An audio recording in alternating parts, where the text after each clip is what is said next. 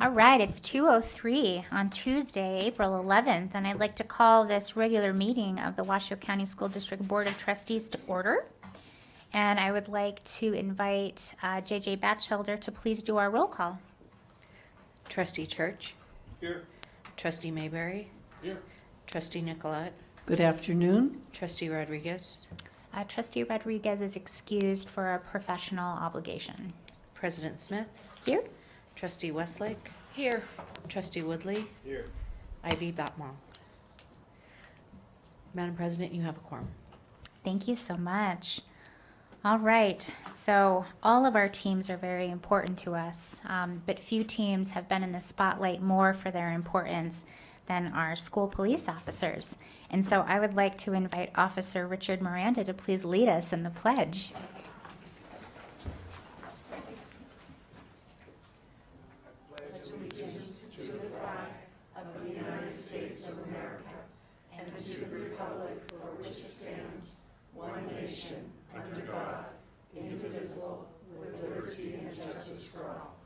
Thank you. All right, everyone, that closes out our opening items, and we will move on to our second section, which are consent agenda items. So I do know that we have a request from Trustee Church to pull consent agenda item 2.2. So that'll be pulled for additional discussion as its own standalone item. Are there any other requests for individual items to be pulled off of consent? 2.02 or 2.20? Oh, sorry, 2.20. If I flipped that, that was unintentional. It's 2.20.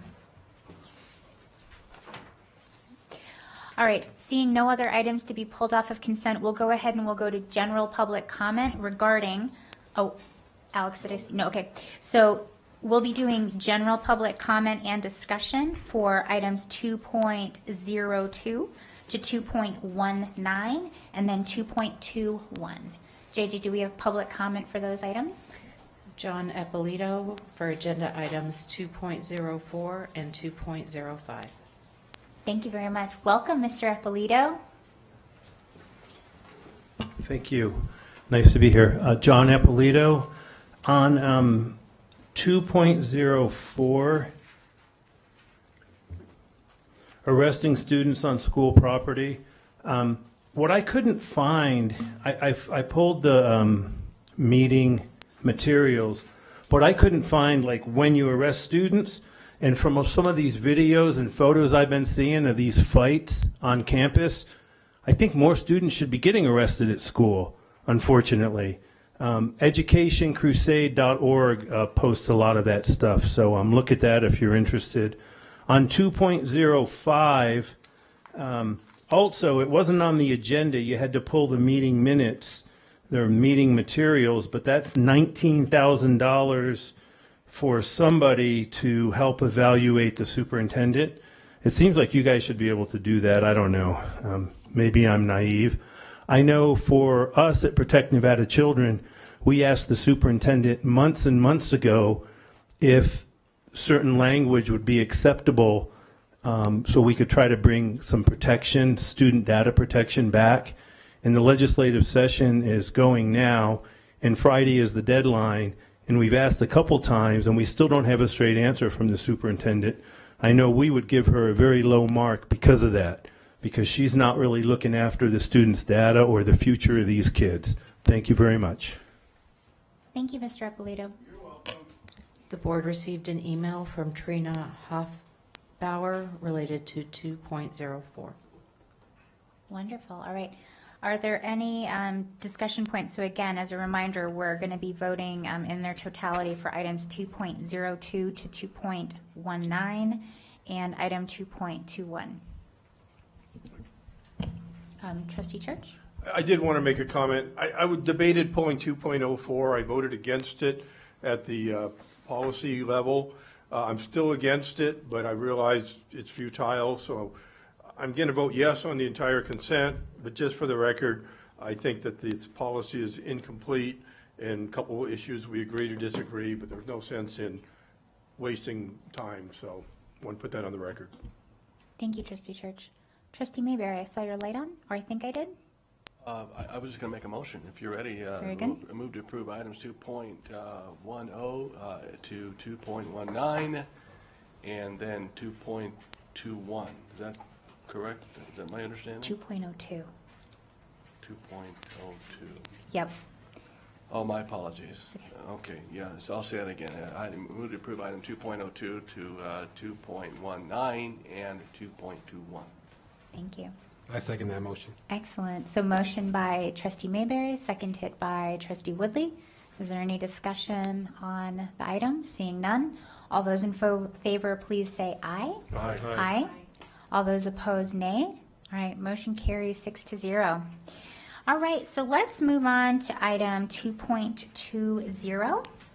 And I will go ahead and read that off so everyone knows what we're talking about here. So this is the approval of the purchase of services with International Institute for Restorative Practices for Washoe County School District using American Rescue Plan, also known as ARP Elementary and Secondary School Emergency Relief Funds, also known as ESSER 3, for $209,735. This is an item for possible action, and we will welcome Dr. Paul LaMarca, our Chief Strategies Officer, up here.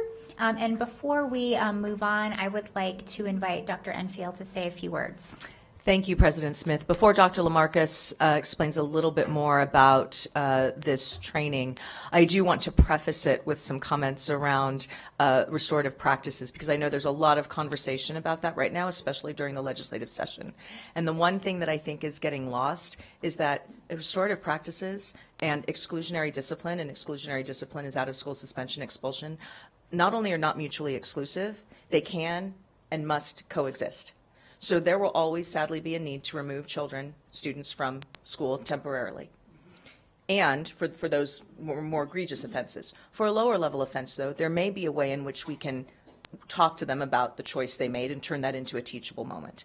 And so I just want us to be mindful that we can and should be talking about all of this, not one or the other. Because I think that it's being framed sometimes in the public as it's an either or, that it's either restorative practices or it's exclusionary discipline, and we need them both if we're really going to help our students be successful. And the other thing that I will add before I turn it over to Dr. LaMarca is that one of the concerns about restorative practices that I think is very fair is whether or not we are implementing it well. Well, to implement things well, we need training. We can't expect people to operate at high levels without giving them the support they need in order to do that. And so with that, Dr. LaMarca, I will turn it over to you.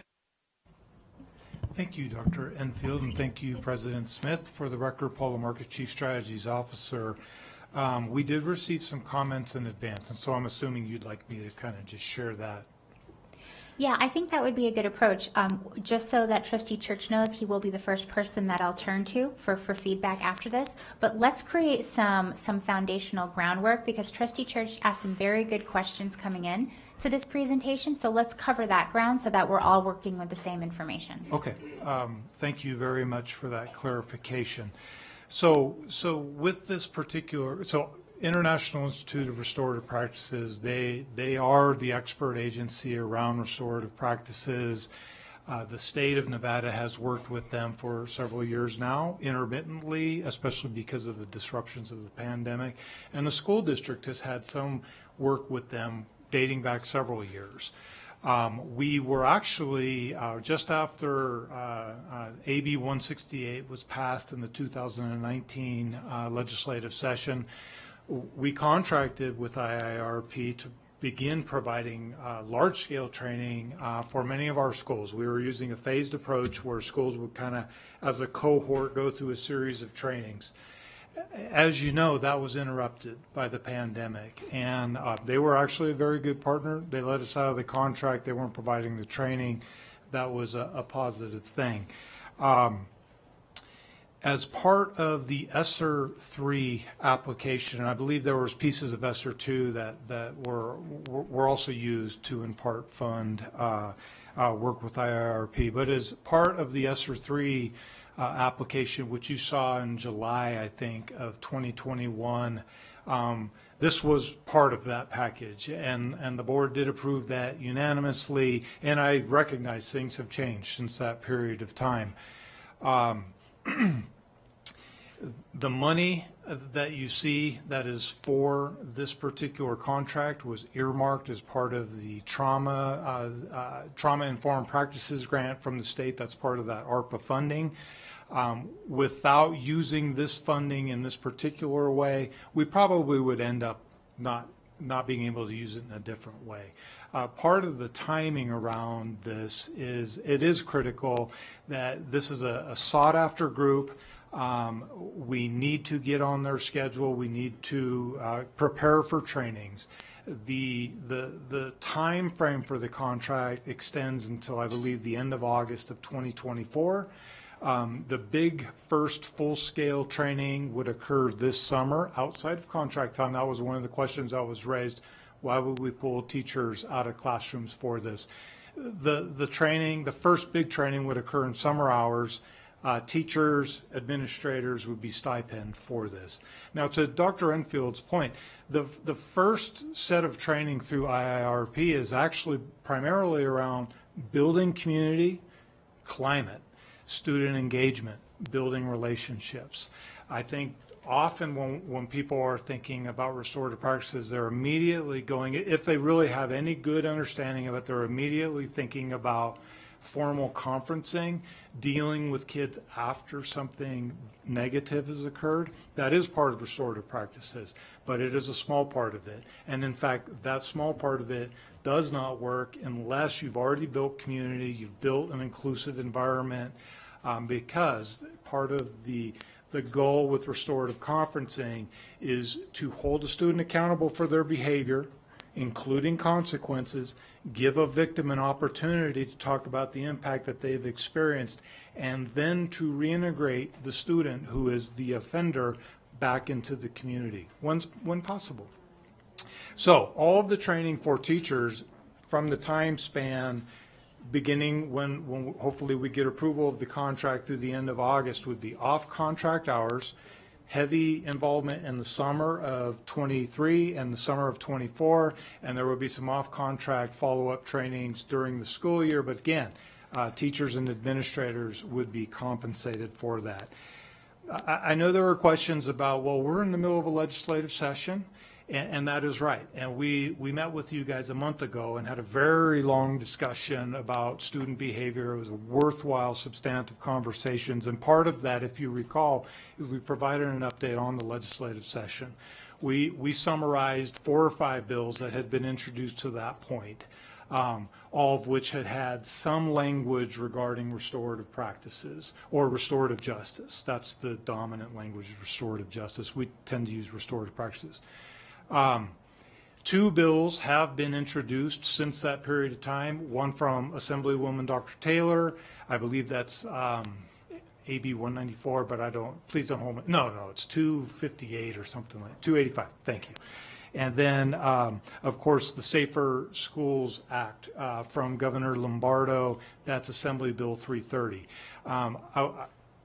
I'm proud for you to know that we testified in support of both of those bills, and we were requested by the bill sponsors to testify on behalf of those bills. We outlined for you in our legislative updates several of the things that we have advocated for as administration and in discussion with you. We advocated for immediate removal of students when we have a first offense battery with injury and for distribution of drugs. The governor's bill carries that language for us. We advocated for changes regarding students protected by McKinney-Vento. If you recall, current legislation limits any suspension of those students to no more than 24 hours except for under very extraordinary circumstances, and that was too restrictive for the safety of community, safety of those students. So we advocated to create that to be parallel with how we suspend students with disabilities. That's carried in that bill. We requested more latitude around this distinction between 10 and younger and 11 and older. That is addressed in this bill. So the bill carries virtually everything that we have advocated for. What the bill doesn't do is eliminate restorative practices. That bill still requires the state to have a restorative justice plan. It doesn't require it any longer to have a restorative justice framework that their plan aligns to, but they have to have a restorative justice plan. It still requires districts to have a restorative justice plan, and that bill has actually introduced new language that requires, and this was part of what we advocated and we shared with you in March as well, it requires that if a student is removed, and this is again to Dr. Enfield's point where these things work together, that a plan has to be built as a student transitions back based on restorative practices to best support that student's success, because they are going to return.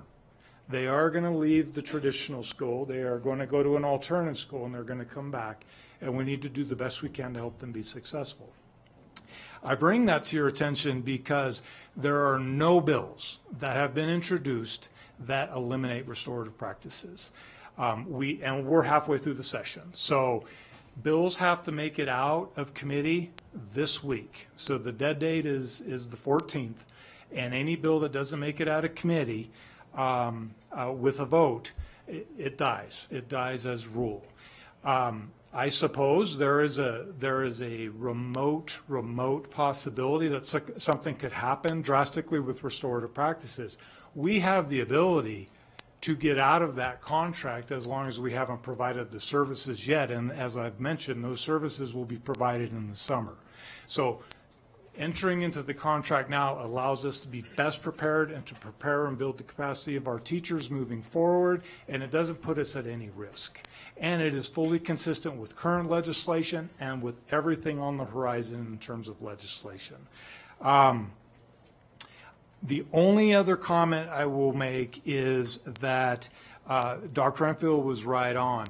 Restorative practices is it's a lightning rod word at this point, like some other words.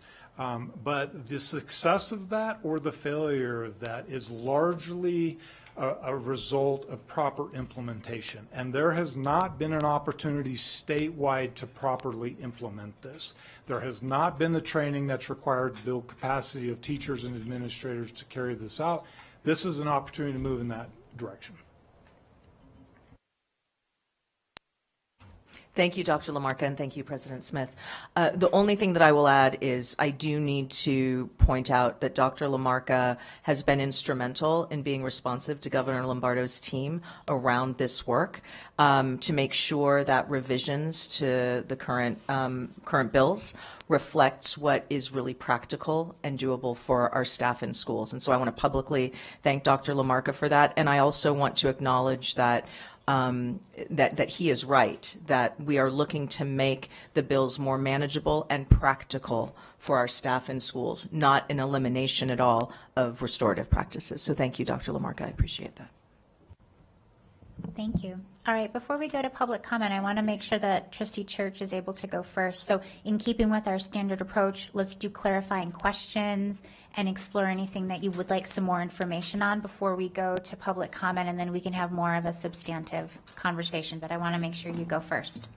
Okay, kind of difficult because where comments end and where clarifying begins, it's kind of hard to say, but I'll try. So strictly clarifying. You said we can get out of the contract with no penalty?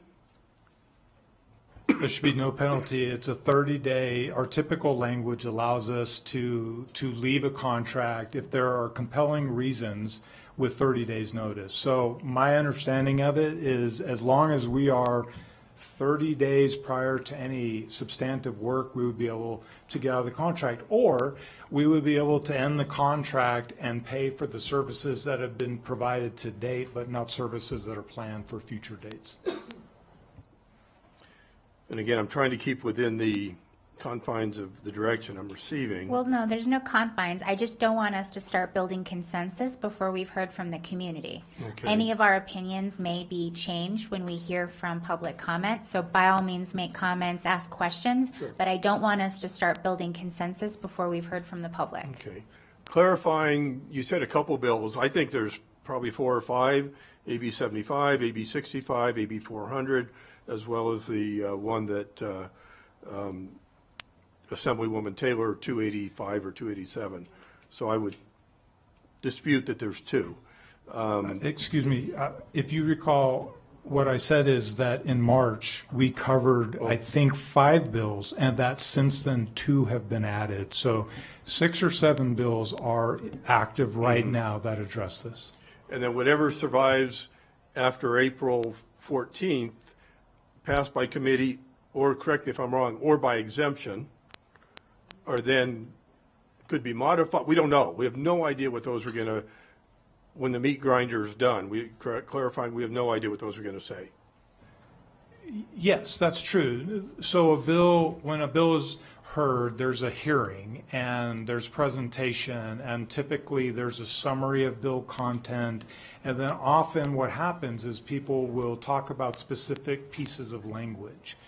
This is a hotly disputed item, but I would suggest to you that, and we have been surveilling the legislature and attending hearings, the dominant perspective is that we cannot lose restorative practices. It's not that restorative practices needs to go, and I'm evidencing that by the bills that have been introduced, including the governor's bill. Okay, let me clarify that. There are those of us, including myself, that dispute that we believe the concept is a failed theory.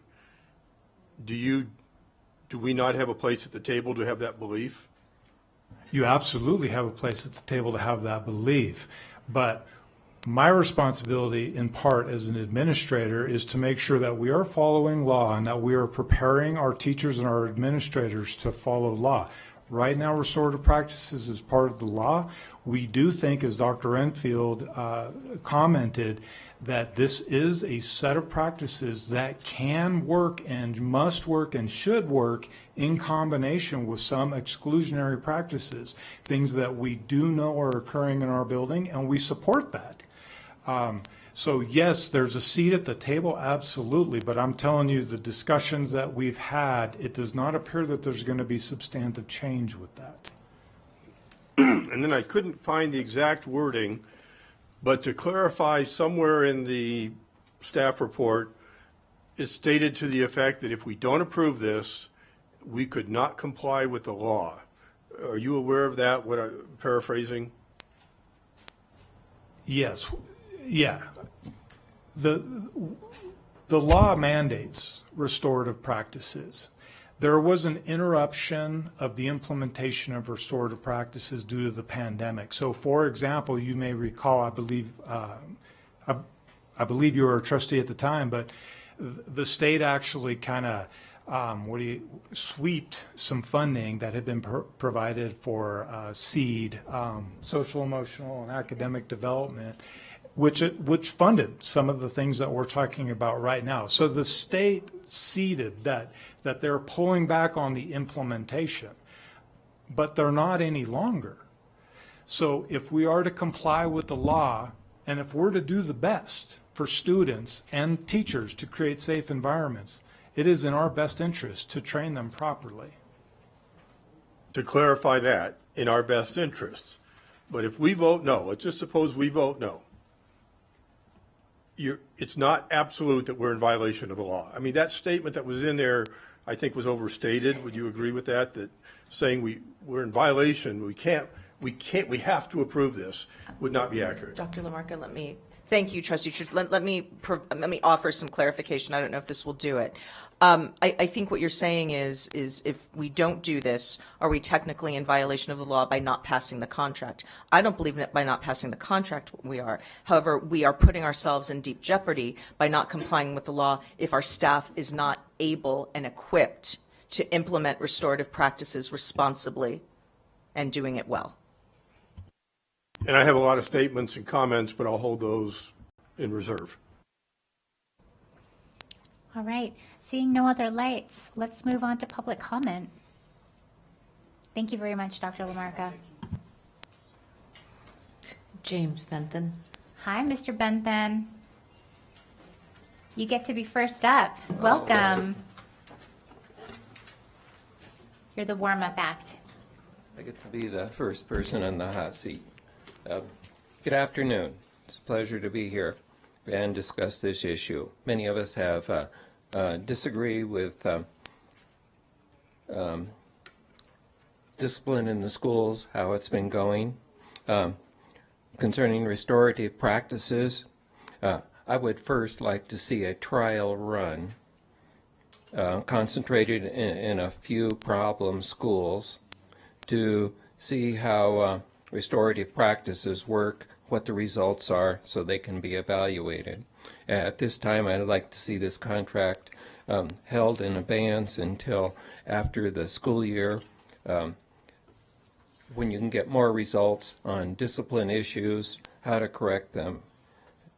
I'm handing out two papers. One is by Paul White, and he talks about restorative practices and some false assumptions, and mentions that even though there's a noble goal that of reducing disparity of discipline frequency, academic achievement between black students and others, but restorative discipline hasn't worked according to his opinion.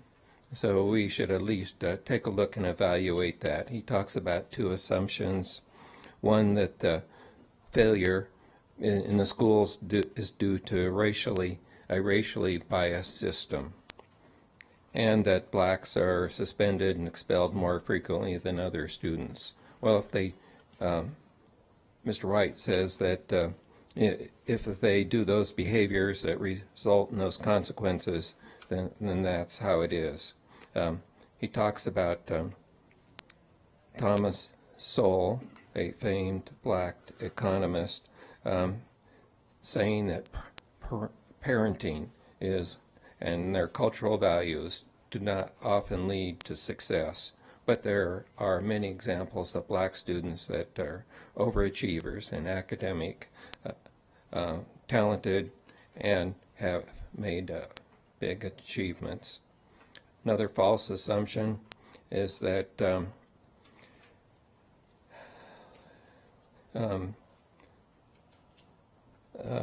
let's see, lowering standards for behavior in academics will assist in achieving the above stated goals of this system. And I have a handout on the lawsuits against the Washoe County School District. So the school district can be in jeopardy if you don't correct these problems. Thank you. Thank you, Mr. Bentham. John Eppolito. Hi, Mr. Eppolito. John Eppolito with Protect Nevada Children. I was listening to what Paul was saying, and I was there when at least two of those bills were heard with the restorative justice, or including the governor's, the large bill. It was quite interesting. There's a couple things Paul left off, just like always. Some of the best comments on that bill were from the teachers. The horror stories these teachers are dealing with in the classrooms. It kind of gets back to the educationcrusade.org. I believe there was one or two of them that'll never teach again because of stuff that happened in the classroom. And yes, the district did sponsor that bill, or not sponsor, but support it. They spoke in favor and support of it. Who didn't sponsor it were the teachers. And you guys need to understand this. That bill that the governor has, teachers can have a child removed from the classroom for a short period of time, but the one who decides who's going to permanently be removed from a teacher's classroom is not the teacher, it's the principal. I got up at the end and tried to speak neutral because of that one paragraph. Three of the teachers, two from Washoe County, that were on that committee, both opposed that. And it's because what I said at the end, I tried to speak in neutral, like I said, was I taught for 6 years, and over those it was middle school, then high school. Over those 6 years, I went through 4 principals. And the principals aren't all on the same pages all the time. And, you know, principals, just like superintendents, they're trying to advance their career, go somewhere else, make more money, make a name for themselves, come to the district office where it's easy, whatever they're trying to do. The teachers need to have more say and what's happening in their classrooms. And I know it came up that, some teachers are better at handling the discipline, some aren't. I spoke to the superintendent of public instruction. We're 2,000 teachers short in this state right now. I think if the governor's bill passes, I think we'll be 3,000 teachers short soon. The teachers need to have more say. I wish Paul would have brought that up. And by the way, there's people here to make public comments. Teachers, they're going to have to wait till the end of the meeting to make public comments. When are you guys bringing public comments back on at the beginning of the meeting? Thank you. Thank you, Mr. Ippolito. Sandy Tibbet. Hi, Ms. Tibbet. Welcome. Thank you. So Sandy Tibbet for the record. Restorative practice is a soft approach to classroom management, and it teaches a child absolutely nothing about real life skills required to navigate through adult life successfully. I mean, a supervisor at work is not going to consider an employer's or employee's social injustices before firing them for being late to work for the 100th time or for being a no-call, no-show. An employee is hired to make the employer money, and the consequences for the employee not following through with their commitment to the employer is to fire them. So consequences, right? Restorative practice is an experiment. That implies students are broken and they need to be fixed from the social injustices inflicted upon them by being born into a broken community. And these broken students and communities will be saved by their academic teachers who now identify as glorified social workers, because that's what you're doing to them. As per NRS Code 392.472, restorative justice practice, whatever you want to call it, means non-punitive intervention and support provided by the school to a pupil to improve the behavior of the pupil and remedy any harm caused by the pupil. Translation: the offending student will not be held accountable for their bad behavior and will not be taught right from wrong. That's what you guys are doing right now. That's your restorative practices, right? This is the discipline model that feeds into the school to prison pipeline at a much larger rate than the previous zero tolerance policy, right? That's proven. Restorative practice is a failure as evidenced by the increasing number of violent incidences against staff and students in our schools in the last 9 months. I mean, Dilworth, Spanish Springs, North Valleys, Hug, and Worcester, just to name a few. Washoe County schools are broken, not the Washoe County community. And the blame lies with the school leadership, not with the families of the misbehaving students, like you think to point out, you blame the family, the parenting.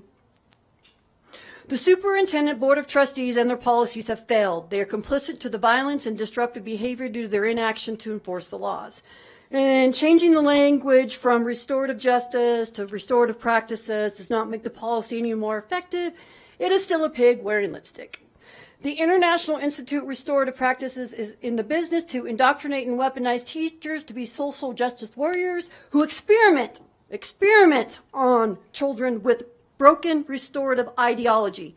A $210,000 contract to train current Thank you, Ms. teachers Tibbet. with Thank you very unnecessary much, skills to Ms. waste Tibbet. funds. Thank you. This money would be Ms. better Tibbet. spent on resources to enforce current state and local laws. This meeting is adjourned as of right now, 2:36. We are walking out. With Education Crusade, or better yet, spend the money getting rid of her. Please remove her.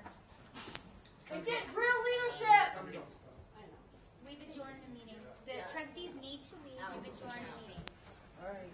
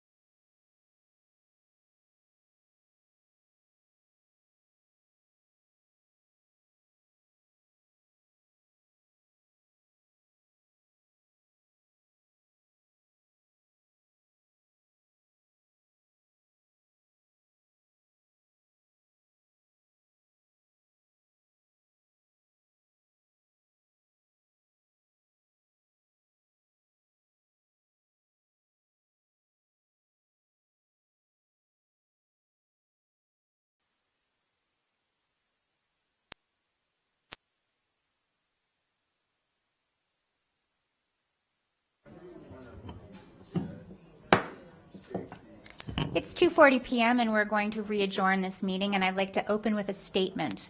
This is a reminder that this is a business meeting of the Washoe County School Board of Trustees that the public is invited to and is very much a welcome participant with. We treat everyone with respect and we expect decorum. All of the members of the public are due and welcome to have their 3 minutes of public comment. This board is respectful and open to those comments, and we appreciate you being here. Under no circumstances, however, will we tolerate breaks in decorum that derails the work of the Washoe County School District. With that said, I would like to welcome the next person for public comment. Thank you. I have no more cards. Thank you, JJ. All right, so let's bring it back to discussion. If my colleagues don't mind, I'll go ahead and start again with Trustee Church. Thank you. And for the record, I too do not condone disruptions and people that exceed their 3 minutes. So back to the issue. During the state, and I don't think I need anybody up here, during the back and forth, there was a public document where I called the restorative justice a dismal failure, and the person responded on the public document that that was indefensible. I take personal offense to that. My opinion is just as valued as everybody else's, as well as those of the public speakers during that time period. And so I take personal offense to somebody calling my position indefensible. I think it's completely defensible. I responded with some quotes from the governor. I responded with some articles, and I could go on and on and on, but there's definitely, in my mind, 3 sides at least to the story. It's a dismal failure, restorative justice. It's a success, or the truth is somewhere in the middle, and we need to find that equilibrium. So I think those are all equal valued ideas. And so if I might read into the record a quote from the governor, and it's just one paragraph. Since 2019, there's been a 46% increase in violence and sexual assault reported within the Clark County School District, but the increase in school violence is not just limited to Clark County. In Washoe County, there have been over 7,400 violent incidents reported in the Washoe County School District in the 22-23 school year. Just 2 weeks ago, there was a fight at Worcester High School in Reno, in which it injured a police officer and 7 students, resulting in 2 hospitalizations. By looking at the data, we know an increase in school violence is not an isolated issue. It is a statewide issue. We know that tens of thousands of families, students, and teachers have been affected, end quote. So I think that's a valuable, I hated to read the whole thing, but it's a very good quote. First of all, the cost.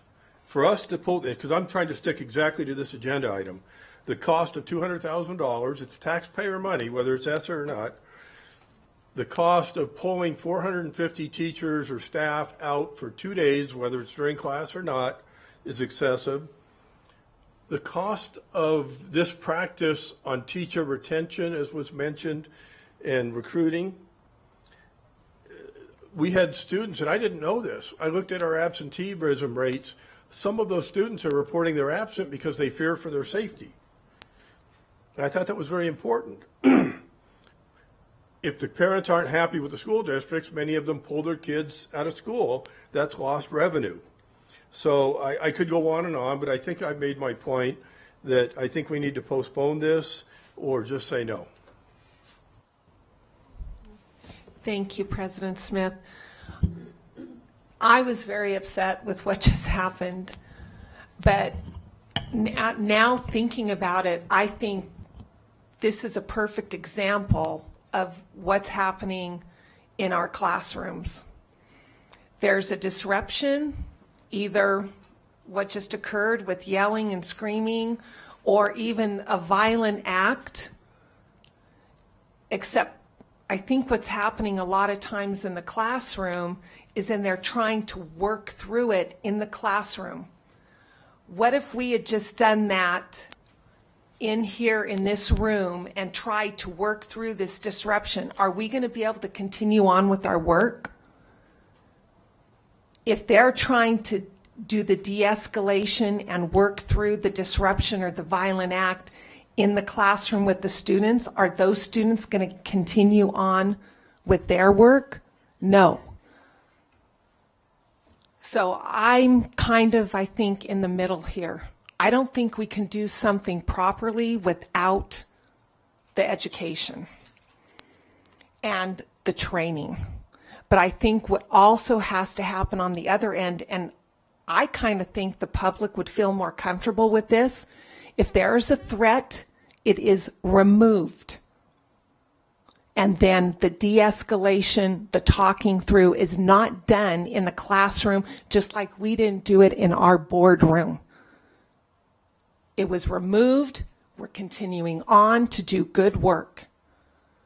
But if we allow that disruption or that threat to stay in the classroom, that is not being fair to our teachers. That is not fair to our students. It's not fair to our community that expects our kids to be learning in the classroom. So I myself am for training. I don't think you can put a policy in place without the proper training. But I also think we need to think long and hard. When there is a disruption, that threat is removed immediately and that it's taken care of out of the classroom. That doesn't mean we're not being kind to that student that's having some kind of an emotional episode. It just means we are not allowing that student to affect the other students that are there to learn. So as a board, I would ask that we please get something in place for that. And we don't tolerate disruptions. Why should the teacher be subject to it when we're not going to allow ourselves to be subject to it? And we're adults. Other kids are watching this. Other kids are learning from this. Other kids are being traumatized by this. That disruption needs to be removed. Thank you. Thank you, Trustee Westlake. I see lights over here too. As a very quick point, it's not in this agenda item, but this is also why we're doing the very important work with the behavior manual and the discipline matrix. I will very quickly add my voice that I find it very hard to judge something when we have not properly trained on it, and I will reserve my judgment until after we've actually done any sort of training or attempts at implementing with fidelity. With that said, I'll move on to Trustee Mayberry, Vice President Nicolette, and then Trustee Woodley. Thank you, Madam President. Dr. Lamarca, this is for you. I want you to, can you just help us, help me anyways, define and contrast restorative justice, which is mandated by the state, if I understand that correctly, and contrast that restorative practices. I mean, are we talking about the what and the how? Restorative justice, restorative practices. Thank you for the question, Trustee Mayberry. We use the terms interchangeably. Okay. It really is referring to a set of strategies and practices that can be used to build community, to address behavior, to increase student engagement, to reintegrate students, and I do hope that we have an opportunity to provide you more information around what restorative practices are at a time more fitting. When we talk about the very extreme end of restorative practices, when we're talking about a conference where a student has committed an offense, we give voice to victims to express the impact that that has had on them. We also give voice to the offender to discuss what has occurred. But in that setting, students also are held accountable. There are consequences, and oftentimes the victim, which rarely ever occurs in our society, is able to talk about what remedies should occur. Anyway, that's way beyond your question. So No, thank you no, for it's your not. question. I appreciate that. It's just, it's these continual narratives, you know, the latest boogeyman term, restorative justice, that everybody wants to run away from, because I think there's just a lack of understanding, and that's what I'm trying to get to the heart of it. And I think when we begin to look at the behavior matrix, that's really the key that the how, if you will. That's what's going to put a lot of teeth in ultimately the outcomes to behavior, correct? Yes, and thank you for that question. So restorative practices is a part of the piece that will enable the behavior manual to be implemented fully. And if I could just birdwalk for a moment to Trustee Westlake's comment, this is exactly what Dr. Enfield was saying when she's saying these two things have to work together. You are absolutely right. If there is a situation that affects the safety of an environment, there has to be immediate action to remove a student, to create a safe environment. And then you can use restorative practices in the aftermath to de-escalate, to reintegrate. So these things can work together. They're not mutually exclusive. One isn't done instead of another. Yeah. Thank you. Thank you, Dr. Lamarca. I want to make a few comments, and it's laced with experience, firsthand experience. Absolutely, restorative practices and exclusion go hand in hand. There is no doubt about it. I want to remind us about the word discipline. It means disciple, which means teacher. That's ultimately what our job is to teach students, no matter what the situation is. Some are definitely more difficult than others. I've had 4 occasions to experience restorative practices firsthand. In 2 of the cases, the student was brought to the principal's office, and this is how it happened. The principal asked me. It was an elementary school and a middle school, and in both cases, the principal asked me if I would like to stay. And I said I absolutely would. I was trying to understand all my reading with restorative practices and things that I'd heard. And so I said, I would if it's okay with the student. So the first thing the principal did was ask the student if it was okay if Trustee Diane Nicolette was allowed to stay. And, you know, the elementary school student didn't really quite understand what that would mean. And I said, look, I'm here to learn. I'm a student right now. I'm a gray-haired, older lady student, but I'm here to learn. And so the student said yes. The middle school student, there were 2 of them at the time, both said yes, absolutely. They were very comfortable with that, which was very cool. And I got to see firsthand how the principal used the practice of acknowledging what had happened to, we'll call them the victim, and how the person who created the situation, what they did to make it happen. And I will tell you, in both the elementary school and the middle school situation, because the principal knew what they were doing, they had taken their training and their reading and their practice very seriously. The outcome was absolutely stellar. Now, I don't know what happened the next day, if the kiddos, you know, reintroduced themselves to the situation because it was cool going in the principal's office. I have no idea.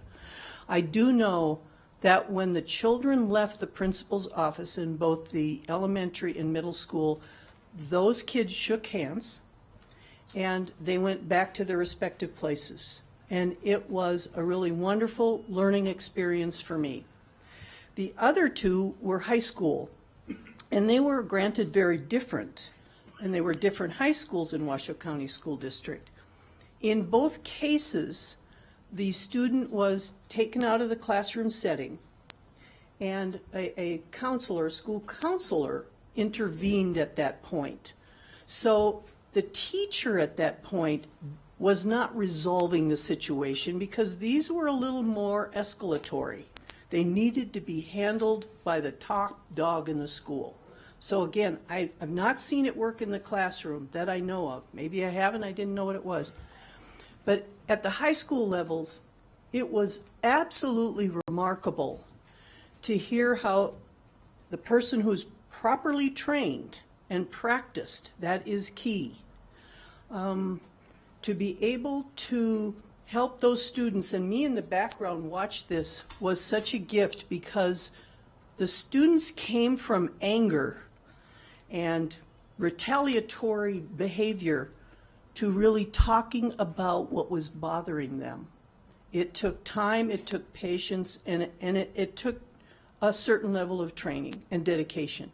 And it was absolutely beautiful. And I will tell you, in listening to testimony in this legislative session, I have heard both sides of this story. And to come into the middle of restorative practice approaches justice, across the board, I heard in testimony in this session that training made all the difference in the world. And the reason it is kind of coined to be an abysmal failure is because teachers, administrators were not given what they needed. A lot of that had to do with COVID. The timing was abysmal. And so I would like us to get back to revisiting something that I saw firsthand was marvelous. Thank you. Thank you, Vice President Nicolette. Trustee Woodley. Thank you, Madam President. I think we all understand what the intent of this training is, and in the spirit of moving forward with doing the people's work, I'm ready to make a motion. Let's do it. Okay, I move that the Board of Trustees approves the purchase of services with International Institute for Restorative Practices for Washoe County School District using the American Rescue Plan Elementary and Secondary School Emergency Relief Funds for $209,735. I'll second that. All right, motion by Trustee Woodley, seconded by Trustee Mayberry. Is there any discussion that we have not already covered? Seeing no lights, all those in favor, please say aye. Aye. Aye. All those opposed, nay. Nay. Thank you. Motion passes 5-1, and I appreciate this productive dialogue among the colleagues. Thank you. All right, so let's go ahead, and that closes out the second section, and we will move on to our third section, which are items for presentation and discussion. So our first item is item 3.01, and this is the presentation and discussion on the assessment review and possible action to approve the purchase of iReady math and reading site licenses to formatively assess and monitor student academic growth and provide targeted personalized instruction for each student for all Washoe County School District elementary and middle schools from Curriculum Associates LLC using ARP elementary and secondary school emergency release funds for $6,484,688.25. This is an item for possible action. And we have two presenters with us. We have Dr. Troy Parks, our Chief Academic Officer, and Dr. Sandra Ard, our Director of Assessment. Thank you so much. Thank you, President Smith, and good afternoon, Superintendent Enfield and trustees. For the record, Troy Parks, Chief Academic Officer in our new Office of Teaching, Learning, and Leadership. Want to also point out a couple of guests that we have invited from iReady. With us today we have Carrie Hartland and Claudia Salinas. They have accommodated us to be able to answer any in-depth questions might have regarding iReady. As we get started, I wanted to kind of flash back and note that we have invited all of our departments in the district, all of our principals, all of our teachers to provide us feedback regarding the adoption of iReady. And with that, recognize what we all know. It is our teachers that are our most valuable resources in our classrooms, and our recommendations based on the adoption of iReady is to help them have the tools necessary to continue to improve student learning outcomes. So with that, I'm going to turn it over to Dr. Aird, who's going to jump right in about more details for iReady. Well, thank you, Dr. Parks. Thank you very much, President and Superintendent Enfield and trustees. I appreciate the opportunity to be here and present to you today. So as Sandra Aird, Director of Assessment for the record, my apologies. So as part of the Office of Teaching, Learning, and Leadership, again, our goal is to ensure that all students are learning at high levels, which to us means grade level or above. And to do this, to ensure that our students are learning, we need to ensure that they are gaining at least 1 year's academic growth academically each school year. So that is our mission. And as the Director of Assessment, it is the assessment plan that provides that measure to determine if we're actually meeting those goals through monitoring as well as annual assessments. In the fall, Superintendent Enfield asked that the Teaching, Learning, and Leadership Office conduct a review of our assessment plan and look at what is required within the assessments that we administer to our students. The goal to determine the number and purpose of all of those required assessments, and then also looking at eliminating any assessment redundancies or streamlining our assessment practices so that we receive the data, but it is not an overwhelming task for our students or for our faculty at our schools. Therefore, we looked at the many platforms we have, and we have many platforms that we use to collect data on students as far as assessment, interventions, and intensification for our students. So our office, Teaching, Learning, and Leadership, sought to find an efficient and effective assessment and intervention tool that could provide timely, actionable, as well as streamline academic growth information and achievement data for our students, to be partners in their own education, for our teachers, as well as for our administrators. iReady is the product that surfaced to the top.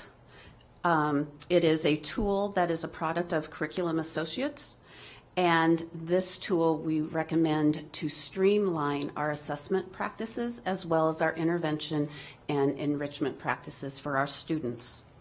This allows our teachers to monitor student growth on a daily, weekly, and our diagnostic, adaptive diagnostic assessment given 3 times a year. It will also alert staff to the students who are needing additional time and support as they are going through their personalized instruction. It also provides leveled and targeted intervention and intensification for our students based on their adaptive diagnostic assessment online for our students. And it ensures that our students are learning at high levels, and again, our goal to ensure that our students make at least 1 year's growth within every school year. We also sought feedback from our staff. So in February, our administrators were introduced to the iReady program. And in March, during our Professional Learning Day, on March 13th, our staff in middle school and elementary school were all introduced to the program as well. We did ask for we asked for our staff to complete the survey so that we could look at their feelings towards iReady as a tool. Our staff indicated that the diagnostic assessment tool was very interesting and something they wanted to pursue, as well as the personalized learning option online and the progress monitoring. Those are 3 elements or components of the program that rose to the top of interest for our staff. We did have some concerns, and we are looking at those concerns very seriously. Professional learning opportunities. This was something that the staff wanted to make sure that teachers and administrators knew how to use the program, how to talk to parents about the program, and how to partner our students in their own learning through the program. Frequently commented from our administrators was again that remember that the teachers are the most valuable resource in every classroom, and that no online program can take the place of our teachers. Although they were interested in the online learning, they don't want it to take over that explicit education that the teachers provide. So our recommendation for Washoe County is to adopt the iReady program for the next 3 years as presented in the board documents. So thank you. Thank you, President Smith. Thank you, Sandy, very much. Thank you, Dr. Parks. I do just want to point out a couple of things that I know that there were questions about iReady being approved by the state of Nevada. It is. Other districts in the state use iReady, so it's not unique to us. And I really appreciate, boy, Sandy's paying attention, that our students make at least 1 year's worth of growth annually. Like, I don't know how, day doesn't go by that I don't say that. So I love it when we're speaking like a team. But thank you for that. I do think it's also very important to note that I am deeply mindful of the workload that our teachers and staff in our schools are facing. And to introduce a system like this that is new couldn't come in addition to everything we were already doing. And so I would like to direct the trustees' attention to this handout. And I also want to point out Trustee Mayberry, because I think I had been here all of a week or two when you raised concerns around district finals. And you will see that the district finals, algebra, geometry, are being discontinued, along with our common assessments, writing tasks, our map reading growth. So I think it's very important that, to Sandy's point, we are streamlining and trying to create a more cohesive system that provides our teachers and our students with good knowledge about where they are over the course of the year in their learning. But more importantly, I also think, given our work session conversation earlier, this presents an incredible opportunity for us to, I think, better team with our families to help them understand their child's progress and what these assessments really mean. I think for too long, assessments have been a black box for families. We need to unpack that and make it real and make it actionable, and also be able to say, here's where your child is now, and here's what we're going to do to help them make progress. And we don't wait till the end of the year for that conversation. We'll get to have that conversation throughout the year. So I think this is incredibly exciting. I want to thank Trustee Mayberry for raising these issues with me early on so that we could address them. And I want to thank our assessment team and Dr. Parks for bringing it forward. Thank you very much. There's some exciting things here. I'd like to first start with Trustee Woodley. Oh, sorry. He got you. I caught you. All right. So I see that we do have public comment. Are there any items for clarification or anything like that that may affect the members of the community and the feedback that they offer? Yes. Go ahead. Thank you. Yeah, this is admittedly way over my head. And I get a lot of comments from constituents, oh, $6 million, my goal is quality of education. And so I am not going to micromanage the decision of the superintendent on something like this, because that is definitely her area of expertise. So if you could just clarify, you're saying that this program will help us do better, score better. That's what I'm hearing. And then is this K through 12? So, yes, with proper implementation, this program will show results on our annual assessments, which is our Smarter Balance assessment at the end of the year. Again, it's with proper training of our teachers, proper implementation, and monitoring our students throughout the year, and giving our students feedback, and, as Dr. Enfield had said, communicating with our families, looking at what the results are showing our students and our families about their progress. And now I forgot the rest of your question. That's okay. And then looking at the Department of Education website for Washoe County, it says our ELL proficiency for Washoe County School District, 50% high school, 26% math proficiency high school. So I know this isn't going to happen overnight. Right. But those are part of what you're saying we hope to see improvement. So, Sorry.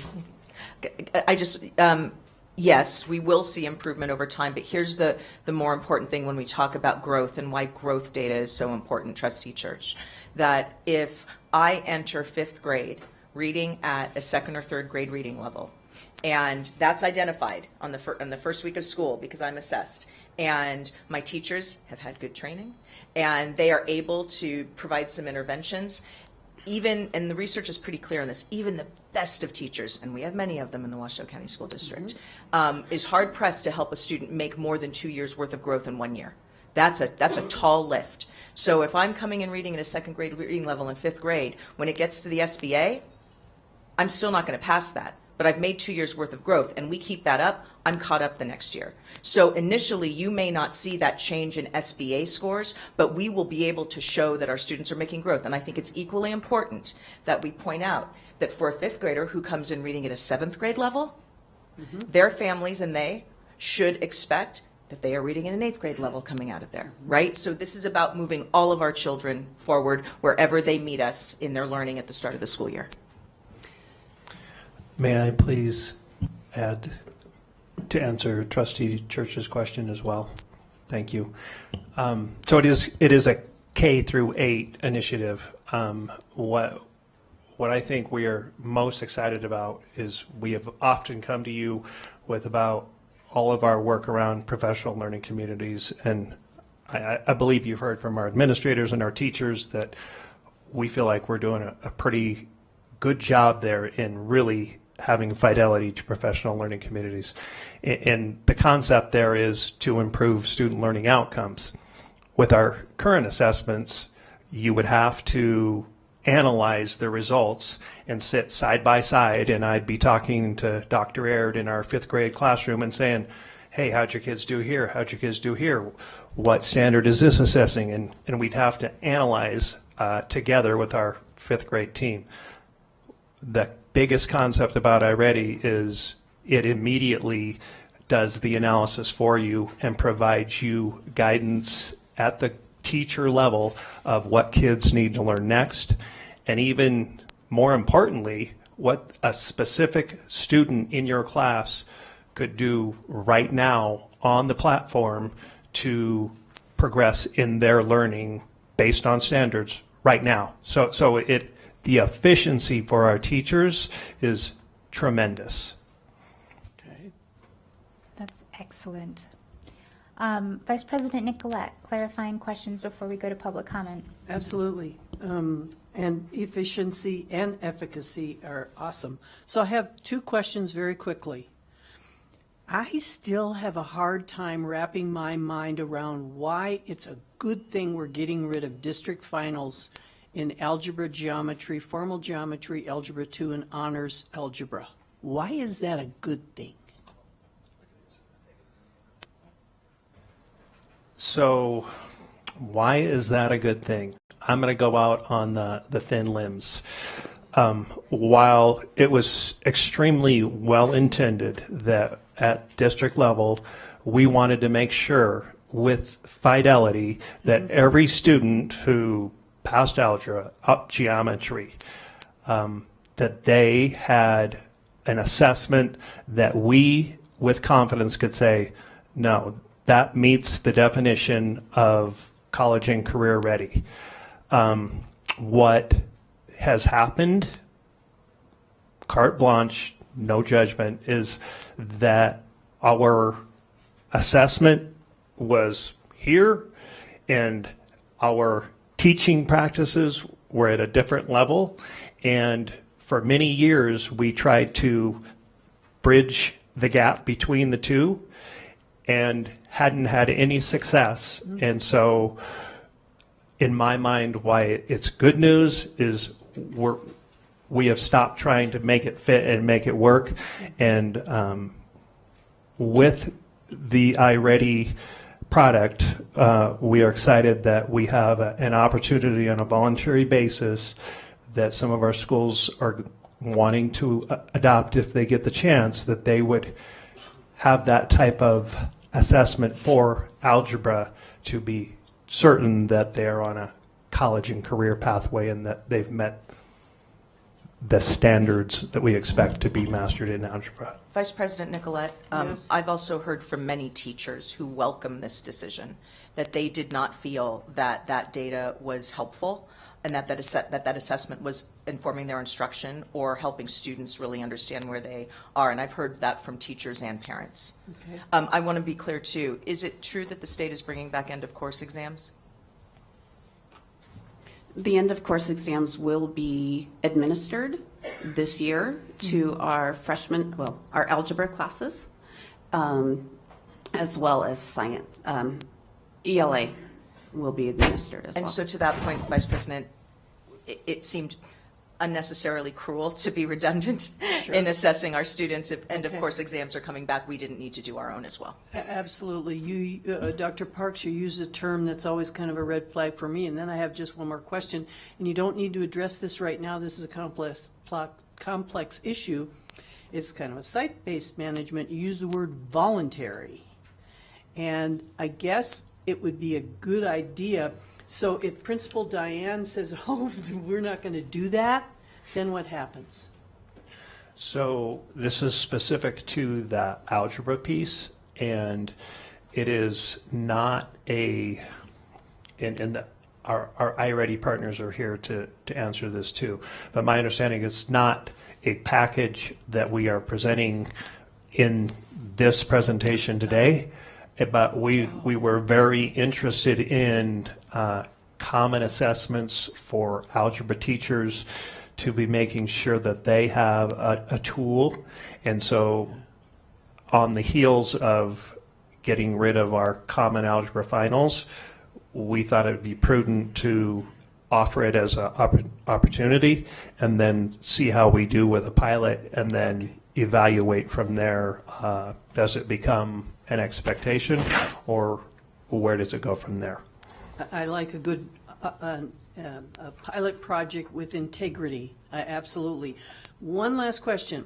So we have some special schools. Every school is special, but they're a little more distinctive.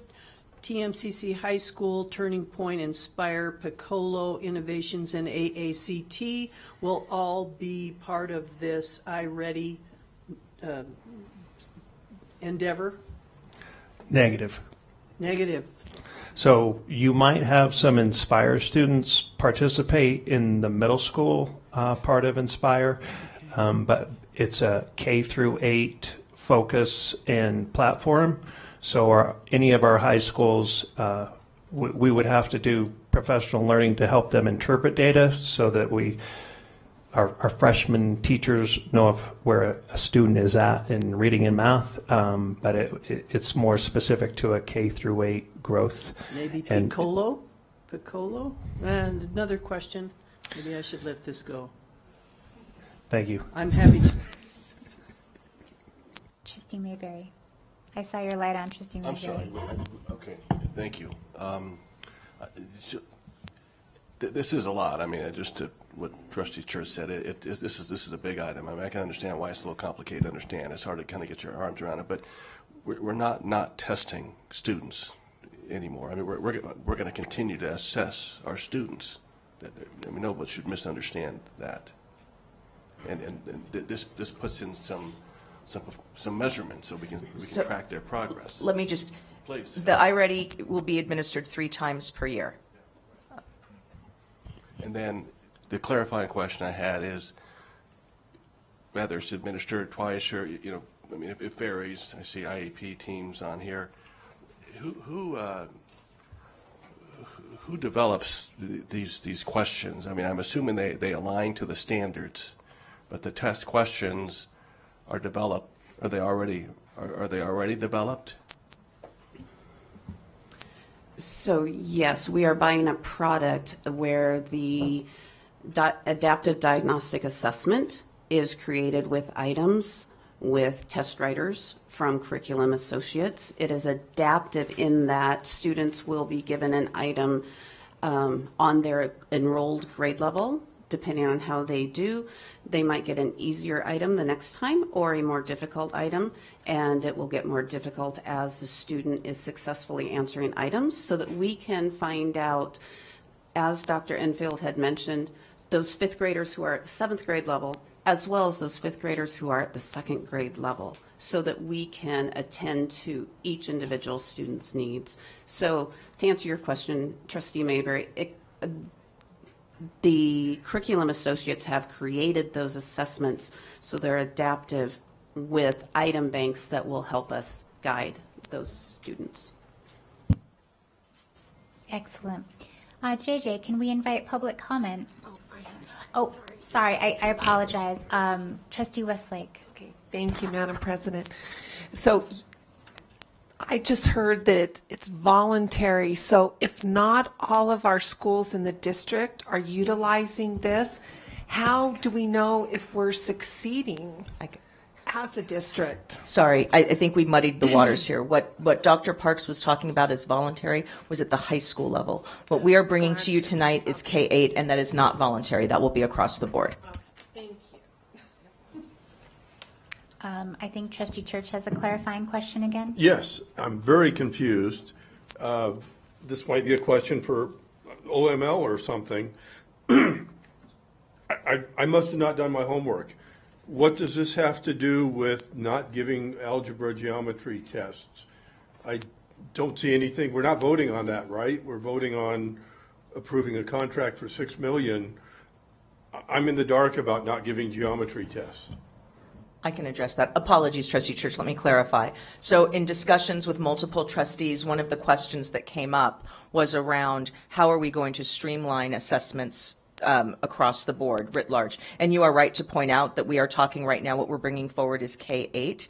However, I thought it was important to present the totality of district level assessments that we are phasing out, right, so that you could see all of it in the context of adding this particular assessment. And as we mentioned at the algebra and what's the other EOC? ELA, that we will have at high school the state end of course assessments. So it would be redundant for us to have our own. We would be assessing students twice then. Is that fair, Sandy? Yeah, I'm a little confused, but again, within the confines of OML and this, I'm very concerned if we're going to, at least I want to know what's going on if we're going to stop doing other testing. I'm just trying to provide. Yeah, I think that's how I understood what you were doing. So, but the vote is just going to be on iReady, math, and reading site licenses, and that's it. So, I just kind of taken aback. I didn't. Sure. I don't think if I was, I didn't have my coffee that morning. Yeah. That's okay. I think it's helpful to understand how iReady fits into the larger view of assessments in general so that we can understand the direction that we're going in. All right, JJ, I know I've asked you 2 times, and this time I really mean it. We would like to welcome our public comment for this item. John Eppolito. Hi, Mr. Eppolito. Welcome. My name is John Eppolito. I'm with Protect Nevada Children. I don't think I heard, well, maybe someone said the $6.5 million to Curriculum Associates. Is it too late to educate our students and get them off the screens? I don't know. I'm glad my kids are done, almost done. Most of us older, experienced teachers realize the screens are not near as effective as a strong teacher. It seems like the district could hire 100 teachers for $6.5 million. I don't know. On the meeting materials, only some of the contract with Curriculum Associates is posted, so I don't know who Curriculum Associates shares student data with. There's an article, I'll hand it out in a minute to you guys.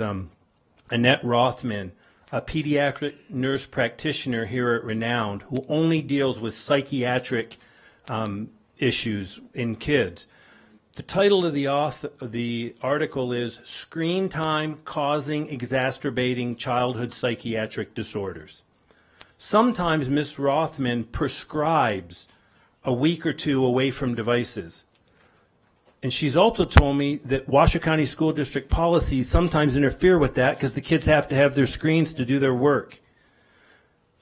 You guys actually invited her to speak at Damani High School several years ago when there were about 5 or 6 deaths in a short period of time. As soon as Ms. Rothman said something like this, quote, I get so frustrated with Washoe County School District because I keep asking them for research showing online learning improves student performance, and I haven't gotten anything yet. Immediately after she said that, the district told Ms. Rothman and the audience, quote, "We're almost out of time. One more question." A few years ago, one of your own teachers told me something like this. I've mentioned it more than once here. Quote, "If it wasn't for all these screens in our classroom, we wouldn't need so many school psychologists." I don't think it's quite that simple, but I think she had a good point. And you guys just keep spending more and more and more getting kids in front of the screens, getting kids hooked on the screens. Elementary school kids are watching pornography on their school-issued devices. And it's like it doesn't connect with you guys. I know some of you understand it, but I don't know what the problem is. I got off my script, so I'm going to run out of time.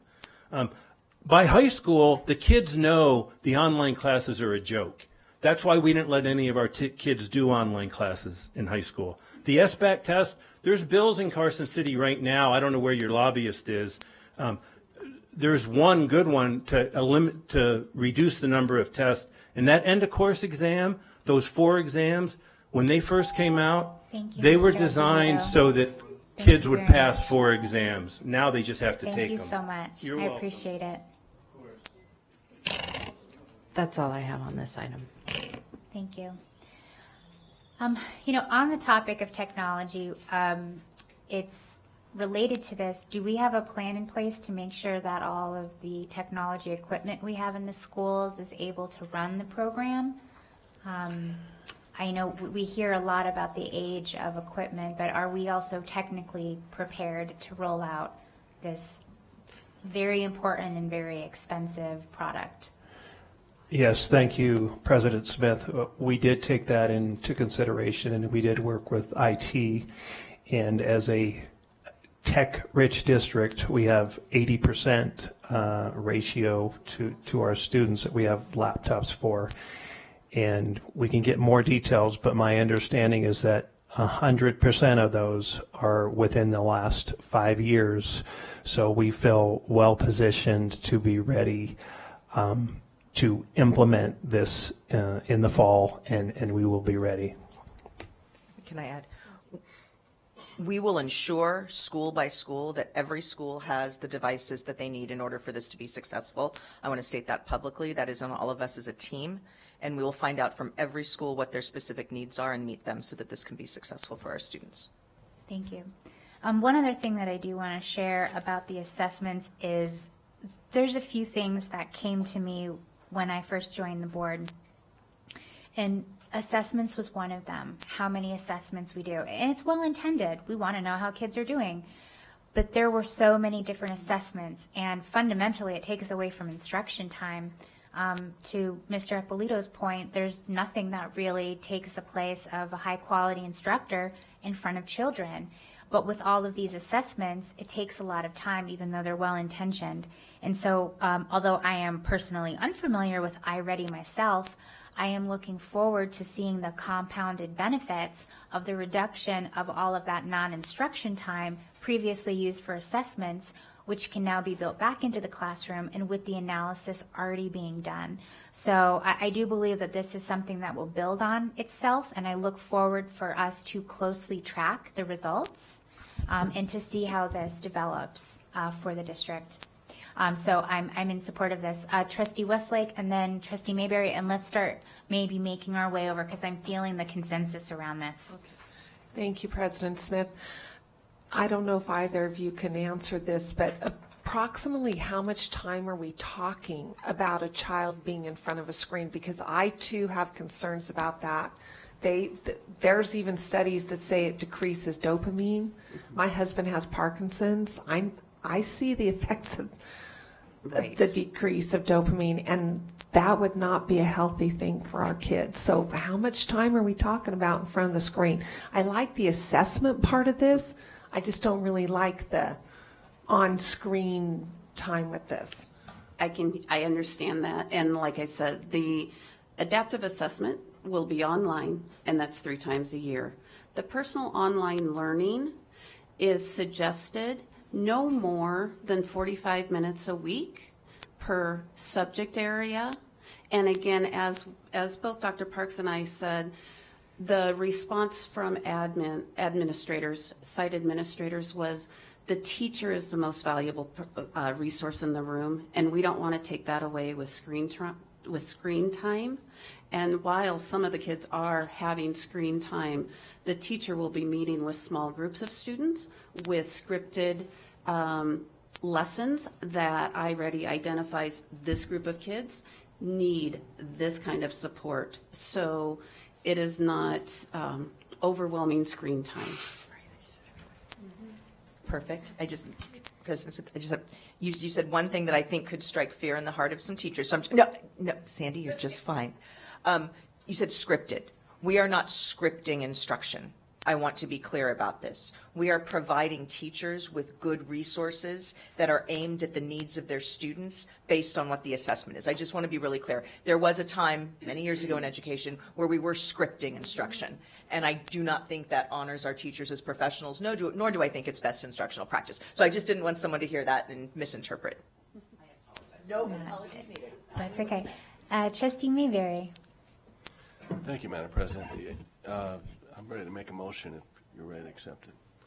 So I move that the Board of Trustees approves the purchase of iReady Math and English Language Arts ELA site license for all Washoe County School District elementary and middle schools from Curriculum Associates, LLC, using American Rescue Plan Elementary and Secondary School Emergency Relief Funds, ESSER 3, for $6,484,688.25. Second, Trustee Nicolette. She beat you to it, Trustee Ridley. So motion by Trustee Mayberry, seconded by Vice President Nicolette. Is there any discussion on the item that we have not already covered?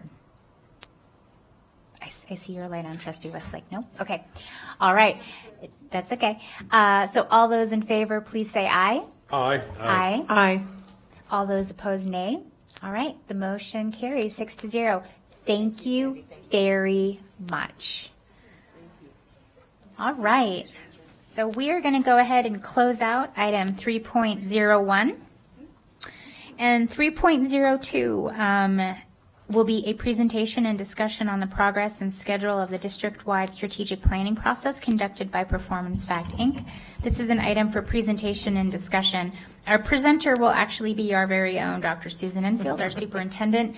This will be a relatively quick item, and it's really to elevate to the formal regular meeting some of the work we've done earlier today, and then it is also ongoing in the community. So Dr. Enfield. Thank you, President Smith. And yes, you have the B team here because Muchu Fagbay, as I explained earlier, had a family tragedy and so could not be with us. I do not want to repeat the good conversation that happened during the work session, but want to, again, publicly acknowledge all of the staff members and community members who are part of our planning teams for this work and are working incredibly hard to bring forward a draft plan for the trustees to see in June. I want to also encourage families and community members to come out to our upcoming meetings, and we will make sure that those are front and center on our website. You won't have to dig for them. I'm looking at the wonderful Michelle Anderson right now to make sure that they are front and center. So please feel free to come and give your feedback on this work. But we will have a draft plan with goals, with corresponding strategies and metrics by which we will measure our progress and success in the coming years around this plan. And I also want to acknowledge that for those who maybe can't attend the meetings but are still very interested in learning about what is in the plan well before it comes before the trustees, we will launch a thought exchange so that anyone in the community from the comfort of their own home can not only weigh in with what their thoughts are, they can see what others are thinking and prioritize those. So we'll have good data on what the community sees as the priorities. So we are making good progress, and we are on target to bring you something in June. Thank you, Dr. Enfield. So just to clarify, the thought exchange is another alternative, and the voices and the feedback from that, there will still be time for that to be included in the final version of the plan. Absolutely. Very good. So just so everyone knows, earlier today we had a special meeting of the Board of Trustees, and the very first item was our own workshop on the strategic plan. I won't go over all the changes we made, but I will say that I thought it was remarkable work for my colleagues, and I'm very excited to see how the direction that we provided earlier today will be carried through the strategic plan. So with that said, if there's any questions about the strategic plan, we'll go ahead and address this. This is not an item for action, so there's no public comment or motion needed. And I do not see any lights. So we will go ahead and close item 3.02.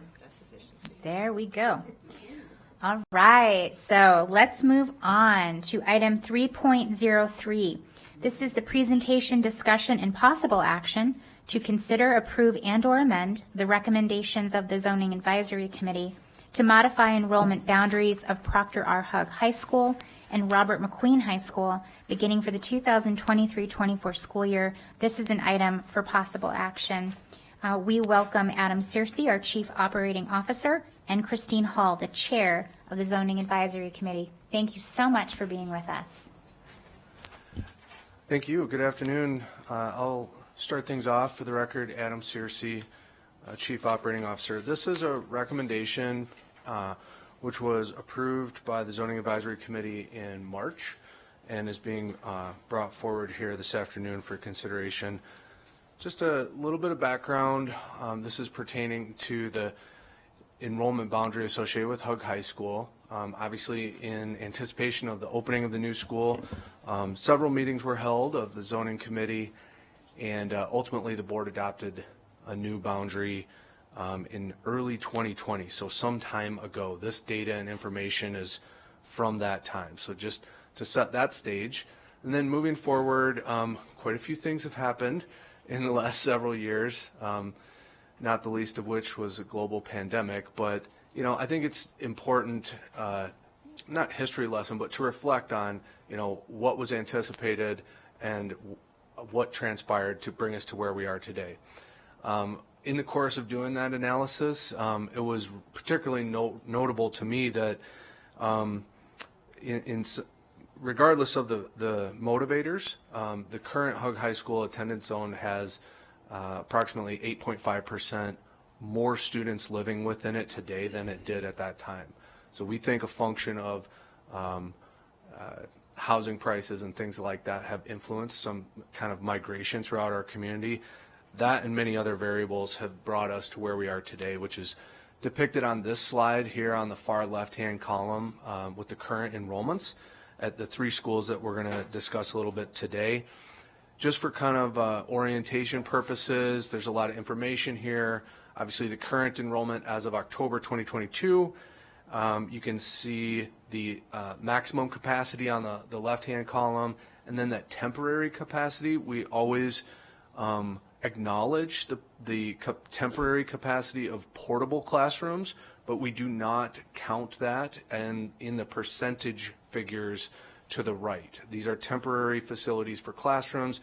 They do not address cafeteria or theater or gymnasium or parking spaces, so we don't count them in our permanent capacity. Also noteworthy on this slide, the blue vertical line ahead of the 25-26 school year is intended to signify the opening of Debbie Smith CTE Academy, which is of course going to have an open enrollment zone across the district and will definitely influence the projected enrollments at these schools. So just kind of a point of clarification, these are the current and projected conditions as we sit. This slide, again, an orientation. These are our current enrollment boundaries. If you haven't seen our maps before, we've got the blue lines depicting the elementary school boundaries, the colors depicting the middle school enrollment zones, and kind of the gold lines you can see tracing along McCarran and Virginia Street, illustrating the current high school enrollment boundaries. Also of note on this slide, I want to point out that in the center of the slide, the DSCTA, that's the future Debbie Smith Career and Technical Academy, relative to the Hug High School star over to the east. I think it's notable as we continue with this conversation to envision the former Hug High School campus's proximity to the area we're going to be discussing, as opposed to its current location. So those are the existing conditions. A little bit of a narrative about what's proposed before us here today. The high school is experiencing short-term overcrowding. However, this is really part of a larger picture. the Clayton Middle School actually split feeds three different high schools today, and that's something that the zoning advisory has talked about and considered addressing several different instances over the last few years, and has basically either been interrupted by pandemics or other more urgent needs, new schools, et cetera. But this is a long-standing sort of area for improvement, in addition to the need for that short-term overcrowding in 23-24. I'm realizing that we didn't script in some more committee slides to this evening. I apologize for that. You keep going. I know that there's some history on the committee's interest in this area. I didn't know if now would be a good time to interject that. Sure. Yeah. So as President Smith is probably fondly remembers, the Clayton area is one that the elementary schools definitely have unique zoning boundaries. In fact, some students have to cross through one school zone to get to their school. It's definitely been an area that we have always intended to get to, but as Adam mentioned, we've had a lot of other things come up, and so it's gotten pushed. This got brought to us as a really good opportunity to start that process, and to do it maybe a little slower than one big fell swoop of elementary, middle, and a high school big change. This is kind of a baby step into that, while also having that opportunity to relieve Hug High School, which, as mentioned in a previous slide, I think is really, really important to note that Hug High School has a high percentage of IEP students, as well as it's a Title I school, which does require smaller class sizes. So that puts a bigger strain on that school. But we don't want to open a brand new school overcrowded. And unfortunately, we've done that several times. So this is a great opportunity to fix that. And I think at some point we'll talk about the welcome committee that McQueen High School has proposed once we get to that. So I'll let Adam finish our proposal. Thank you. So zooming in on these neighborhoods on this slide, you can see the two areas that are proposed to be included. I want to clarify, the recommendation does not affect the middle school enrollment boundaries or the elementary school enrollment boundaries. We're kind of referring to these neighborhoods as, these are zoned for Peavine and Elmcrest, but technically this action today only influences or only potentially changes the high school boundaries. But for orientation, you can see the total number of students that are currently in these areas, and you can kind of get your bearings a little more precisely with Virginia Street really going up north to south through there, and McCarran east-west. Okay, so these are the neighborhoods we're talking about. And these are, this is the first of three options that were presented. We often present a variety of options and discuss it iteratively with the committee, and we followed a similar process here. So this first option, one, basically takes those entire areas and rezones them from Hug High School to McQueen High School. So one thing that this will do is improve the vertical alignment. Some of the students that go together at middle school at Clayton go to McQueen already, and this group splits off to Hug. This would eliminate that and keep those students together as they go to high school to a greater degree. I kind of alluded to number two, the geographic proximity, that the historical location of Hug was closer to this neighborhood. Now moving the school 2 miles to the east really does kind of increase the support for this type of a change. And then, of course, the recommendation for this to go into effect 23-24 is in part to relieve that short-term overcrowding that Hug High School is experiencing. So the graphic on the bottom depicts those projections, the enrollment numbers that would be anticipated with this change. A couple of more visual slides on the next couple. This is option one. So again, this is that same area that we were zoomed in on, outlined with the dashed red with just that yellow arrow pointing over to McQueen. You know, I think geographically sometimes we get into the weeds in the committee as far as the number of miles from one neighborhood to one school versus another. In this instance, they're relatively equidistant, actually, between the new Hug campus and McQueen. But if anybody's that familiar with that stretch of McCarran, there's twice as many stoplights from that location to get to Hug High School at Wild Creek versus that stretch of McCarran to McQueen's actually pretty free-flowing. Little stuff like that that kind of helps people reach the conclusions. These are the things that we talked about at the committee a little bit.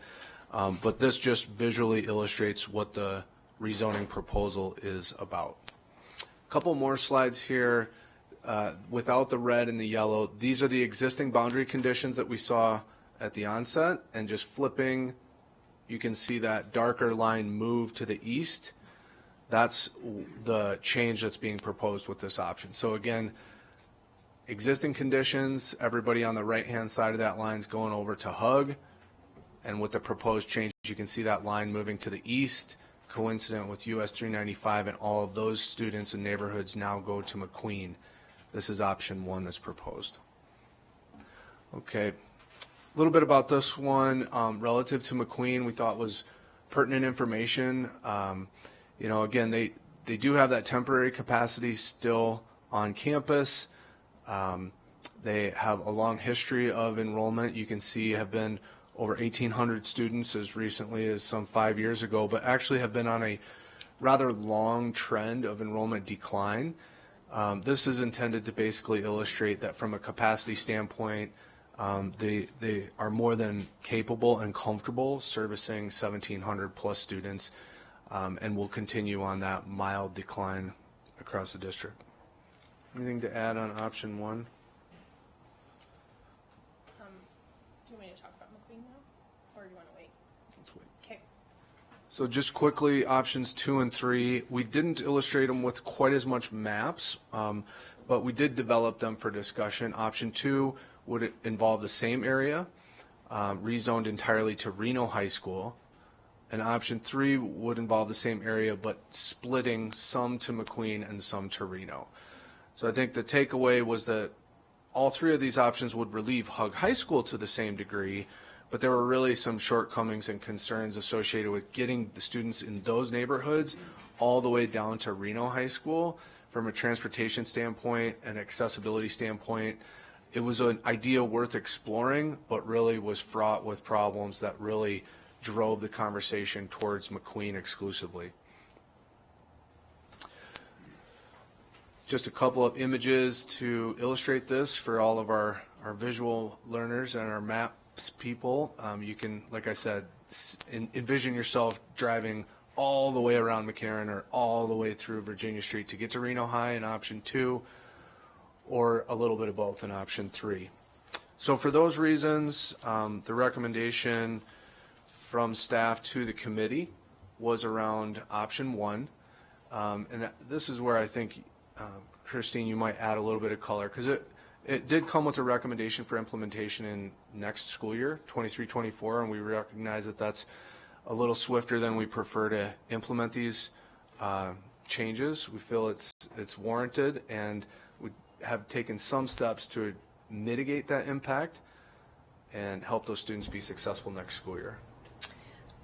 I realized I didn't say my name last time for JJ taking minutes. I'm sorry, JJ. Christine Hull, for the record. I'm the chair of the Zoning Advisory Committee. And so these were questions that all of our committee brought up with moving students. I mean, the notice would be going out now in mid-April, and we know 8th graders have already submitted their next year plans. We also know that 9th, 10th, and 11th graders have done the same. We know that athletics has made a roaring comeback at the new Hug High School, and so we wanted to make sure that the activities that students were participating in, whether it's clubs or sports, anything that they were doing, that they had a similar opportunity at McQueen, and that they would feel that they had those opportunities. I know as a student myself, I moved in my senior year of high school to a new state. I grew up in Sparks, Nevada my whole life. I moved to Los Angeles. It was an eye-opening experience. but it's really scary. It can be really, really scary. And even our teenagers who act tough and act like they can handle all of these things, we know that it can be a really tough change. So the staff at McQueen High School has created a committee, which I was almost in tears at how great they were. I mean, they all came to the meeting. They have a plan to facilitate specific communications, family outreach, schedule meetings, have welcome opportunities for the kids to come tour the school. They have all their coaches, their athletic directors, all their club sponsors. They're rolling out the red carpet because they're so, they're honored to have these students. And I think it's such a testament to our district how much I'm getting emotional again. It's a testament to our district. Our teachers and our staff love our students, and it's great. So knowing that, our committee felt comfortable making this change, knowing that our guidance from the board says that the juniors and seniors would have an opportunity to stay at Hug if they chose to. And that McQueen would be doing everything that they possibly could to open the doors and roll out the red carpet, as I said. Some really important things as well. This also gives that continuity with Clayton Middle School and that vertical, as well as the work with those elementary schools in that area. I really believe strongly that our zoning committee has done such hard work to create those verticals, and this relieves Clayton from having 3 feeder schools. I think having taught at Sparks Middle where I had 5 feeder schools, I can tell you less is better as a teacher. This also obviously gives us a lot of balance. So when we look at our guidance from is that the next slide? No, we're not doing that. So, you can still mention it. No, that's okay. So the guidance from our regulations from Admin 7107 just says we're keeping subdivisions in small neighborhood units. As you saw in the maps, we're definitely keeping those, very clear chunked out neighborhoods together. And Adam actually drove the route from both of those schools to Hug and to McQueen. And as he said, there's actually a lot less red lights. So for the safety of our students, we're actually doing something, it's better for transportation purposes. And I believe it was a net neutral transportation. So we're not adding buses, which I know we all breathe a sigh of relief on that one. And like I said earlier, it's also a great opportunity for us to dip into this area, an area that the neighborhoods have been asking for improved zoning. So it's a great opportunity for us to kind of take a step into those neighborhoods. I think that's it. Thank you. Ms. Hall and Mr. Searcy, we have a special guest that does not know that I'm going to be calling him up, but there is no better person to talk about the plan that McQueen High School has than Freeman Holbrook, the principal of McQueen High School. Would you like to come up unexpectedly? Or he can go to the podium as well too. Would you like? Although I'm hardly giving you the option because I've called you up, so I am clearly volunteering you for the record. Hi, so Freeman Holbrook, proud principal at McQueen for the record. That was a great explanation. So we did, once we kind of got some information on this, we created a council on student inclusion. And we met once, and I met with my DLs, and I explained to them what we were doing, and they were excited. And then I met with my entire staff, and I explained to them what we were doing, and they were excited. And so we created this team. We broke it into 3 levels, and we have a secondary, a middle school, and an elementary group that is going to focus on those 3 levels. And so one of the cool things we do is we're well aware of some of the acute issues that come up with transition like this. So we kind of have we have about 4 different timelines at this point, but we have some timelines put together to reach out to those families and get them into the school as soon as possible. And then we've even put together an elementary team that's going to visit the schools here in mid-May and bring the McQueen swag over there and the Lancer Nation stuff and get them involved as well. So we're ready for this, and we're ready to rock. So if that's the way you go, we're here for you. So, and I'm here for any questions. So, okay. Thank you so All right, much. guys, absolutely. That's incredible. All right, and I think that brings us to the end of the presentation with the staff recommendation. Okay, this is an item for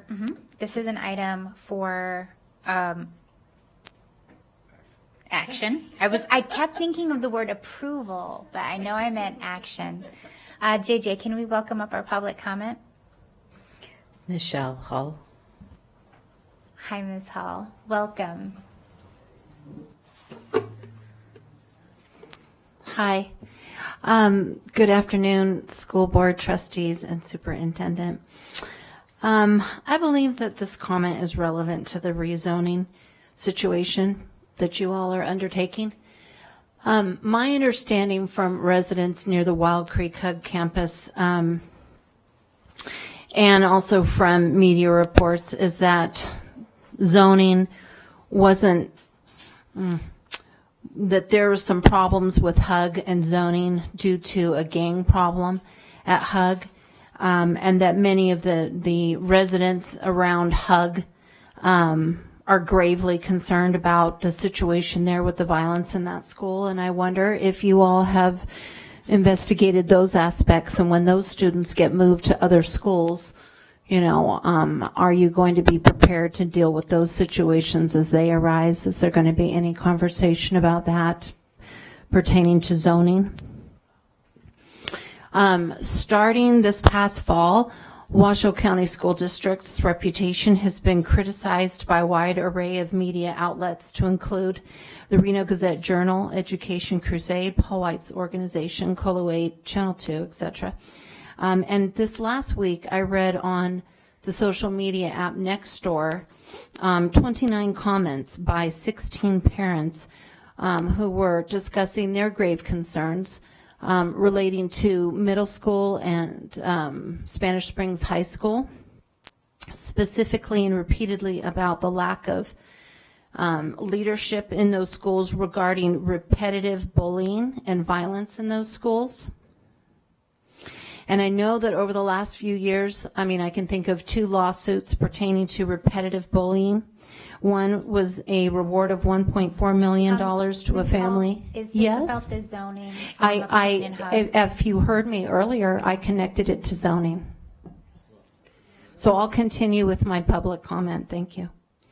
Also, $4.4 million in a lawsuit last February of 2022.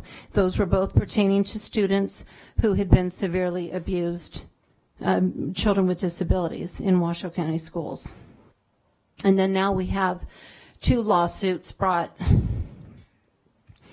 as of 3/24/2023. We're very off topic with zoning between McQueen High School and Hug High School, but we would very much like to hear your thoughts about this recommendation. I'm going to continue with the comment, and I related it earlier at the beginning of my comment. And if you want me to repeat this entire thing at the 5-point public comment, I can certainly do so, Ms. Smith. What would you prefer? I would prefer that your public comment be on this action item, and we welcome your public comment during the open period on any topic. Then I will come up and repeat this at 5. Wonderful. Thank you so very much. The board received an email from Freeman Holbrook. Thank you. All right, that was a wonderful presentation. I don't see any lights on. I don't know if there are any points for clarification or discussion, or if we seem to already be leaning in the direction and gaining consensus, we can even go straight to a motion. Trustee Mayberry. Well, I do just have one clarifying question. Go for it. Thank you for your great work, as always. Both of you fantastic. Just want to ask if you received any feedback from the Hug families on this, good, bad, or indifferent. Do you want me to tackle that? Sure. So whenever we schedule a zoning item, any of the schools impacted receive ConnectEd phone calls and messaging. So Adam can clarify exactly what went out, but during the actual meeting and our public comment before the meeting, we did not receive any comments outside of the McQueen High staff supporting their plan that they had put together. Okay. And I'm grateful for the McQueen staff welcoming so many new students. I know the chairwoman and I talked a little bit about your plan, and yeah, it was very inspiring. So thank you very much for doing that. If I could just add briefly and acknowledge the Hug High School administrators as well, have identified each of these students specifically and endeavored to kind of communicate the relationships, what they know about these students, to help almost personalize that outreach, you know, the students' interests, their concerns, their needs, et cetera. So Hug High School has been a great partner and, you know, deeply invested in the future success of these individuals as well. Good. Go Hugs. Hugs. Thank you. McQueen Lancers. Sorry. I'll heed to you, Madam President, but I'm ready to make a motion. Very good. I'm going to let Vice President Nicolette go, and then we'll ping pong right back to you. No worries. Thank you. I have full respect for this deep dive. This is mind-bending work, and thank your committee on my behalf. I do have a question about Debbie Smith CT Academy, and I see the blue line at 2425, and yet I don't have and I know it's open enrollment zone, yet I don't have a sense of, I'll just ask this question. Are we going to relook at this when Debbie Smith opens? Yeah, I know you didn't bring your crystal ball, but I'm a little worried about how Debbie Smith fits into this. So the Debbie Smith CTE Academy is anticipated to have approximate capacity of 9 through 12 students. And similar to how AACT has an open enrollment zoning, so students from all across the district can apply to attend that particular school. Basically, the projection modeling that we use to simulate the impacts of Debbie Smith is based on the enrollment sort of spectrum of AACT. So what I'm saying is if 10% of AACT's enrollment are students who are actually zoned for the current Hug High School, we're modeling a scenario where 10% of the future Debbie Smith CTE students, or 90 students who would otherwise be zoned for Hug High School, will in fact become Debbie Smith CTE high school students in 25-26 when that opens. So in lieu of some other, you know, arbitrary assumptions, like we think that more students from the northern portions of the school district will more heavily attend Debbie Smith CTE Academy, which is plausible, but not how we generally like to model things. We chose to use the same distribution of enrollment that exists at AACT and just extrapolate that onto Debbie Smith capacity of 900. All right, thank you. All right, Trustee Mayberry. Pong, back to you. All right. Well, I'll go ahead and move that the Board of Trustees approve modifications to the zoning boundaries at Proctor R. Hug High School and Robert McQueen High School in a manner depicted in option 1, effective the 2023-24 school year, as recommended by the Zoning Advisory Committee. I second that motion. All right, you got in that time. So motion by Trustee Mayberry, seconded by Trustee Woodley. Seeing no lights or discussion, all those in favor, please say aye. Aye. Aye. All those opposed, nay. All right, motion carries 6-0. Thank you so much. All right, so a little bit of signaling to the public and to my colleagues.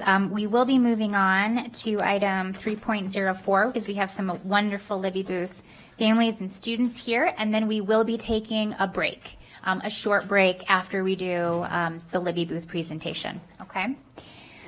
So on that note, we will go ahead and we will move on to item 3.04 as part of our Quality of Education series. This is the discussion and presentation of School Spotlight to highlight the success of the students attending Libby Booth Elementary School This is an item for presentation and discussion only. Very excited about this as Libby Booth is within District D. And so we would like to welcome up Dr. Troy Parks. He's our Chief Academic Officer, Anne Marie Dixon, our Area Superintendent, and Joseph Pizarro, the Principal of Libby Booth Elementary School. And I see a soon-to-be-named superstar up in front of us, too. So on that note, thank you so much for being here.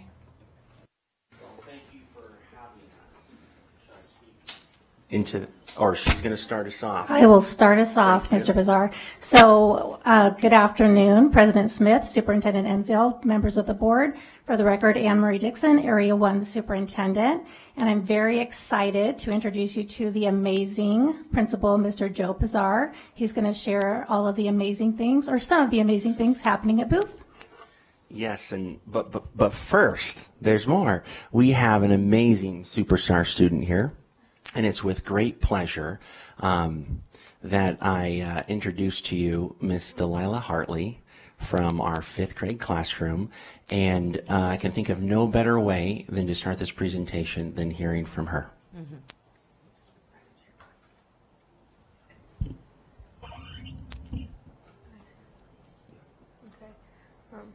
Hi, my name's Delilah, and what I like about Libby Booth is the people, like the kids, they're nice and friendly.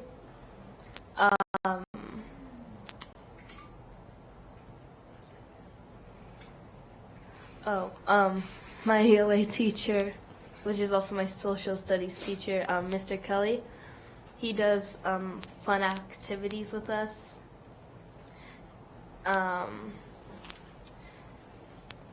And it helps me like understand more about like what he's teaching. Miss Chochet, which is my math and science teacher, and homeroom. She's nice and funny.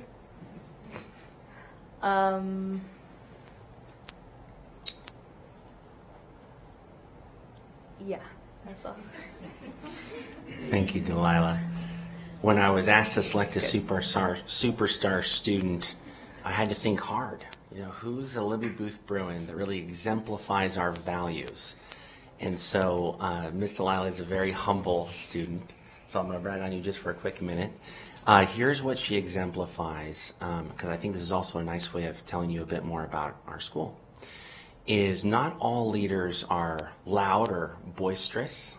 They don't always have to be the center of attention. And I would describe you, I hope you don't mind, as maybe a little bit more on the reserved side, but a very strong leader nonetheless.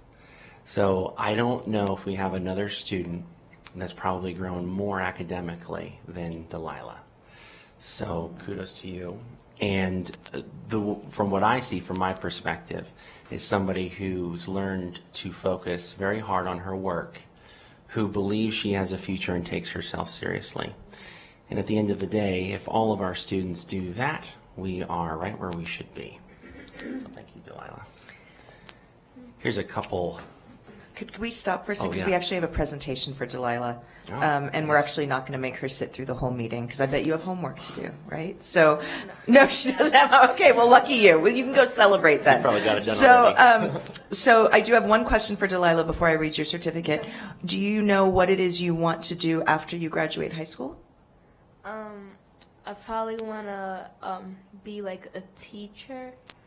Okay, I will give you my business card and we will hire you as soon as you become a teacher, and that's a fact, okay? But for now, on your way to becoming a brilliant teacher, we do honor you as our student superstar for the month of April. And I think I always say this, we have roughly 61,000 students in the Washoe County School District. And for the month of April, there is one student superstar, and that is you. So I'm going to read what your certificate says. Then we're going to all get up and do a photo with you, and everyone's going to give you a big round of applause, and then you can go not do homework. So, the WCSD Student Superstar is proudly presented to Delilah Hartley in recognition for your outstanding contribution to your school and our community. We honor you as our WCSD Student Superstar. Please join me in congratulating Delilah.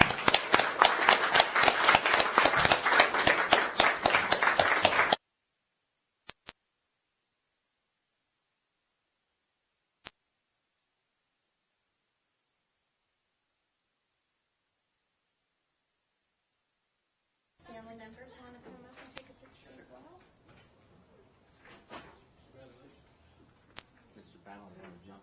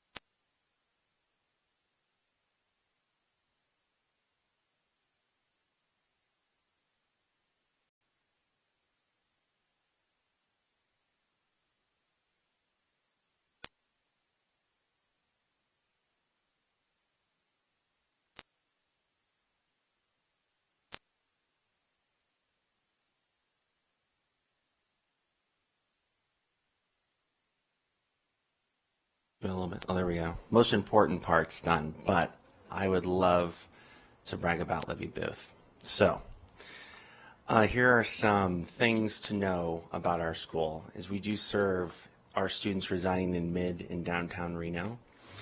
And our zone includes everything from some of your favorite restaurants, most likely in Midtown, to the whole of 4th Street with some of that temporary housing. The reason I bring that up is one thing that makes Libby Booth unique, in my opinion, is we do have the highest rates of children in poverty, experiencing homelessness, transiency in the district, but it's not as those variables aren't as predictive as you might think for the moment at Libby Booth, and that's really where the celebrations come in. But it does beg the question. Why aren't those variables very predictive on student learning outcomes? And I think it's because our students also have the highest rates of intelligence, resilience, kindness, hardworking, diversity. Just to put one story to that, we had last year in one of our weeks with no busing, 2 7-year-olds unable to get to school, and I was late getting there, and their mom said, you better get to school, because from her perspective, going to school was the most important thing. So these 2 7-year-old boys navigated Mill Street all the way to Libby Booth Elementary School. Was I nervous? Yes. Does that family value education? Probably more than I've ever valued education. So when I say our students are hardworking, that's kind of what I mean. And boy, am I thankful that we have good, solid busing. So thank you for that. Some of our demographics here. We're, of course, 100% free and reduced lunch. And as you can see, we've got people from all different backgrounds. One of my favorite things about our student group right now is we have many languages represented at Booth at the moment, from Swahili, Kurdish, Arabic, Spanish, of course, and English.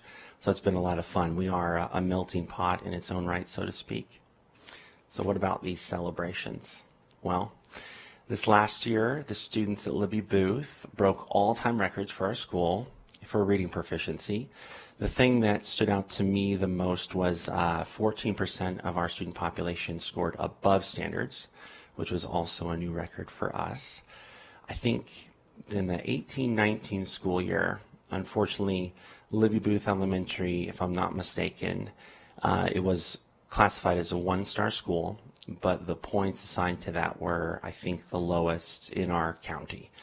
We have moved from that state to now the third highest performing Title I school in reading, and I think we're about fifth in math. I promise I don't run these numbers in my mind and have a ranking, but just to give you an idea of the growth, we've gone from the bottom to near the top.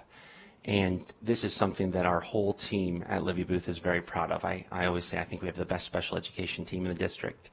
10% of our students with IEP scored above standards in reading. We're not talking about kids who are on grade level, we're talking about kids who are above grade level in their reading. And then we've more than doubled our math proficiency, which is very exciting. And so one would ask, well, okay, how does this happen? Well, besides the students, the short answer is our teachers. So a huge thank you to our Libby Booth teachers. I'm going to pause you. So being in the schools is one of the best parts of being a trustee.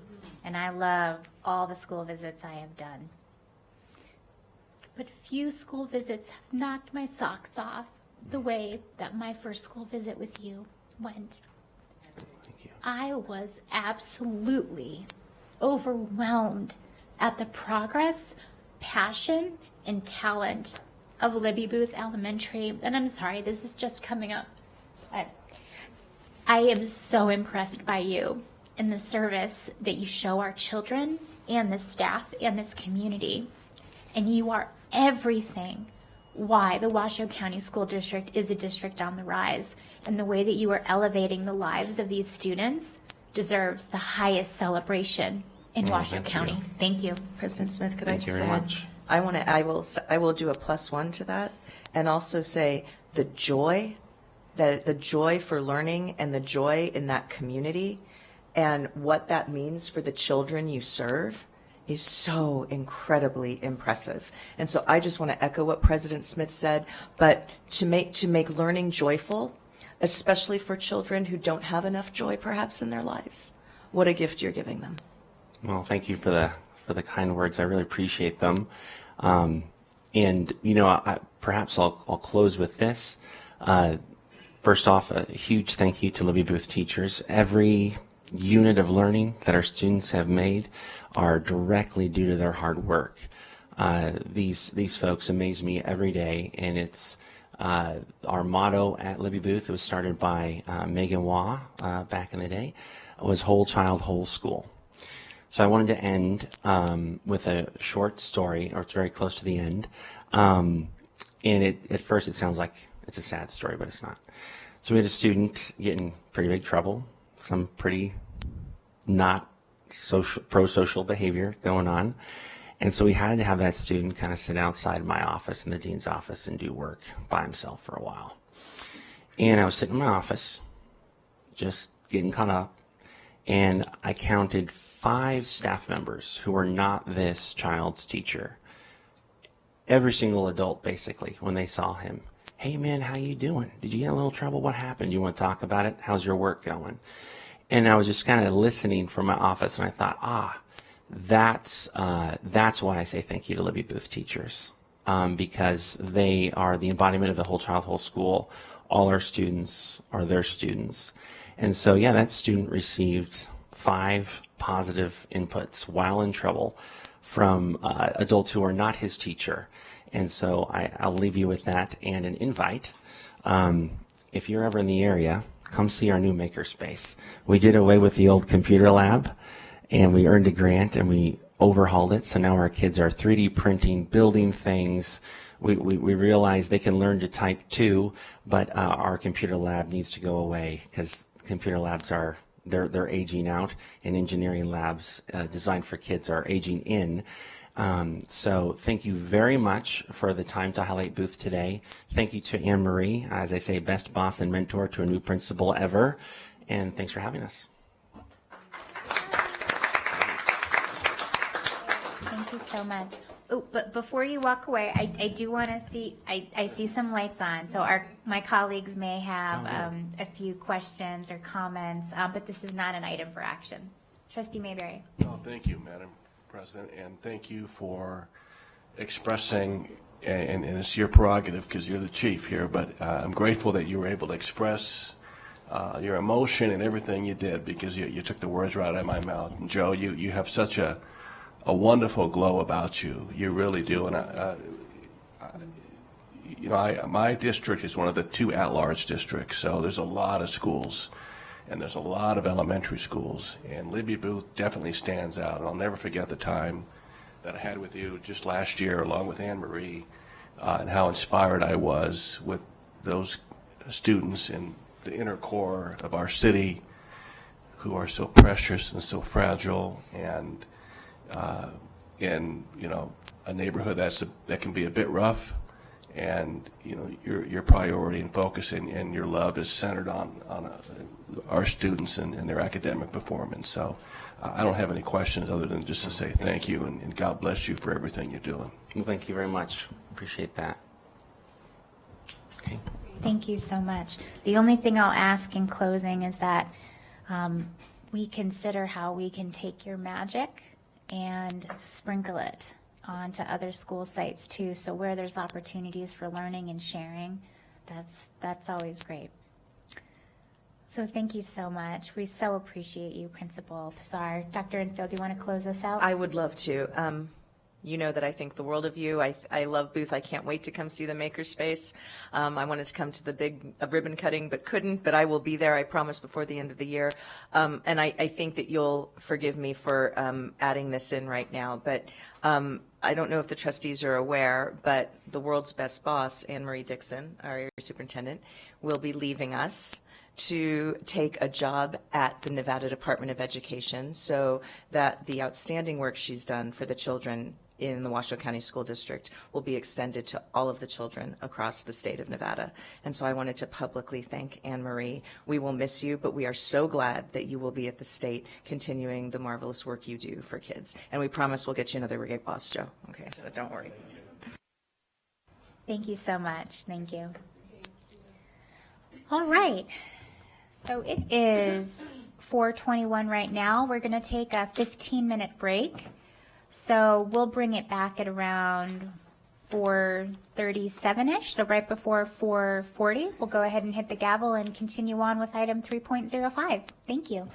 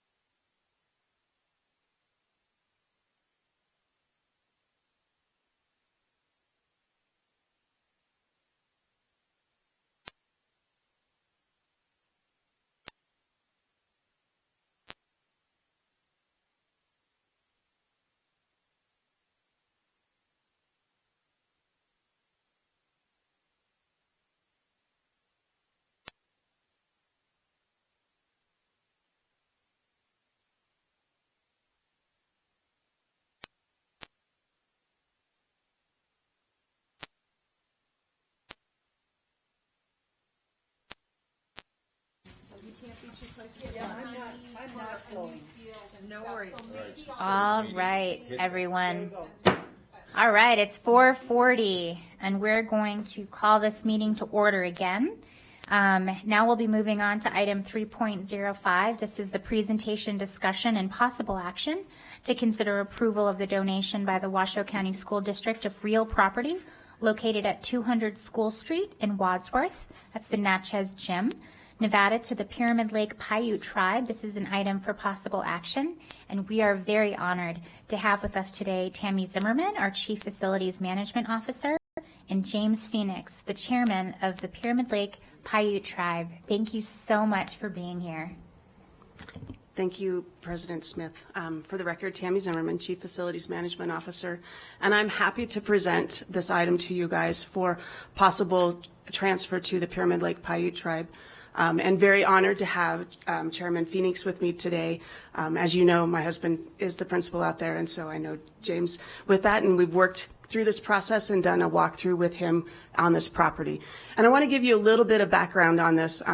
Most people don't know that this is the Natchez Gym, but adjacent to this, across the street, on the corner of Lewis Street and School Street, there was an old Natchez school. It was decommissioned in 1965, and then because of seismic upgrades that needed to be done, and then it was burned in 2011. So there are just rubbles on that piece of property, and that is owned by the government, by the tribe now. So they have that piece of property. We're talking about the gym, and the gym that we're talking about is about 3 large blocks east of our Natchez school that was built in 1972 out there. And in talking to Principal Chapin and meeting at the site with Chairman Phoenix here and Principal Chapin, the school doesn't have a need for this gym. They have plenty of space. They have a large parcel. It is quite a ways away, and the most that they use it for is storage. So we feel that this would be a great transfer to the Pyramid Lake Paiute Tribe for their community use. They have many needs for it out there on the reservation. And with that, I'll transfer this over to Chairman Phoenix to give his input onto the transfer. Good afternoon. My name is James Phoenix. I'm the Chairman of Pyramid Lake Paiute Tribe. I would like to introduce myself in my language. So Haumu, Pisha Tubino, Nu Mashina Menina, Kuyui Tukura. So what I said basically is, my name is James Phoenix. I'm from the Pyramid Lake Paiute Tribe. And I wanted to say thank you for this opportunity to speak to you. And, thank you for taking this in consideration today. It is important. We have immediate use for it, as you already heard. And there's no doubt that there's a lot of history already with the school and with the old gym. Back in the day, growing up playing ball, everyone always went to the gym, and we had to find a place to play, whether it was outside or inside. So this will be another asset, even as old as it is, that we will have immediate use for it. So we appreciate your time in consideration on this. So thank you. Thank you very much. I think that this is an amazing opportunity to honor our local community leaders and to be a good partner. The Washoe County School District is not a for-profit industry. We are a for-service industry, and I can think of no higher goal than to share our land with our communities. And so I'm fully in support of this. This is an item for action, so we will have public comment on this item. Are there any clarifying questions that anyone has for the chairman or for Ms. Zimmerman? No, seeing none. JJ, do we have any public comment? I have none for this item. Wonderful. Are there any thoughts or comments for the chairman or for Ms. Zimmerman? Trustee Woodley. Yes, thank you. I just want to thank Chairman Phoenix being here. I've worked with Chairman Phoenix before in the past, and I've seen him out in the community representing his community. I really appreciate how much you've been out here and communicating with us. And we just recently, as a region, had training in Washington, D.C. for regional responses to emergencies and disasters. And I was very happy and proud to work along with your representatives. So thank you for being here, and this is a wonderful thing for us to collaborate with you. Thank you. Trustee Mayberry. Well, I was just going to make a motion, if I may. Unless you, okay, all right. I'll move that the Board of Trustees approve modifications. If I get on the right agenda item, I apologize. Board of Trustees approve the donation of real property located at 200 School Street in Wadsworth, Nevada, to the Pyramid Lake Paiute Tribe. I second that motion. All right, motion by Trustee Mayberry, seconded by Trustee Woodley. Seeing no lights or discussion, all those in favor, please say aye. Aye. Aye. All those opposed, nay. The motion passes unanimously. Thank you so much, Chairman. We appreciate it. And we're excited to see what the tribe does with this. So we're looking forward. Thank you. Thank you. All right, we're setting records for items. That concludes Section 3 of today's meeting. And now we will move on to Section 4, our reports. Was Ivy able to join us at any point? No, I didn't see her. I know we would have welcomed her and addressed her attendance. So with no student representative for item 4.01, we will go ahead and move on to item 4.02. And the first trustee that I'll welcome for the board report will be Trustee Alex Woodley. Thank you, Madam President. So just coming back from the break that we had, I appreciated that break, and I hope all of our teachers and students and staff all were able to take advantage of the spring break. The only thing I have to report moving forward is that tomorrow I'll be flying out with some of our other representatives from the school district to attend a Nevada Interscholastic Activities Association meeting, which will last for the next 2 days. So we'll be down there representing Washoe County School District. I got to look at the agenda. It seems like there's 37 items on that agenda, so that'll be a long meeting, but I look forward to it. Thank you. Thank you very much. All right, we're going to bounce across and go to Trustee Mayberry. Thank you. Thank you very much, Madam President. Yeah, I enjoyed the spring break. It was a nice break. It's good to see all of you again.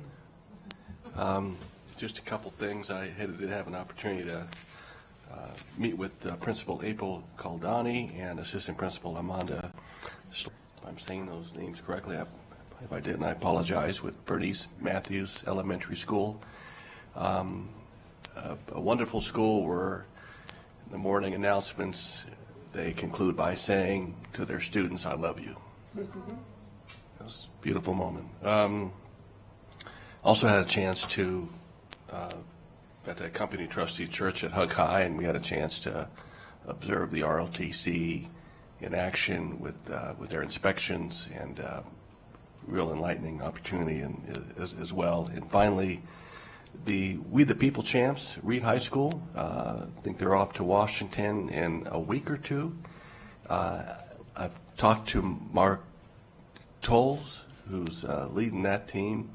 I think they were just a little short in terms for funding, although I think they're going to get there. But if anybody wants to donate, you can reach out to the Nevada Center for Civic Engagement. They're still accepting donations. Reno High is also accompanying them as a second place finisher statewide. So I wish both group of students the very best of luck. Thank you. Thank you, Trustee Mayberry. All right, I'm going to bounce back this way to Trustee Church. Thank you very much. And I'm going to make a few comments that will avoid me going to the podium for public comment. Yes, attended a number of JROTC events. Wonderful.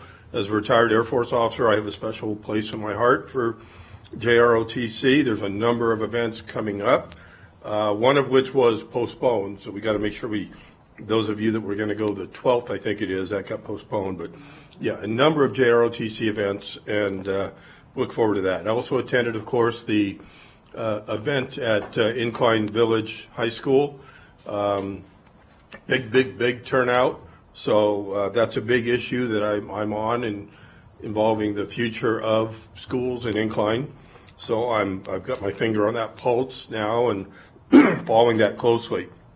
And then the other issue I wanted to talk about a little bit, which is related to everything we do, is the importance of our committees. The zoning committee today, a perfect example of taking the load off of us, of doing important work, and that's why I very, very seldom would ever contradict anything that they voted on.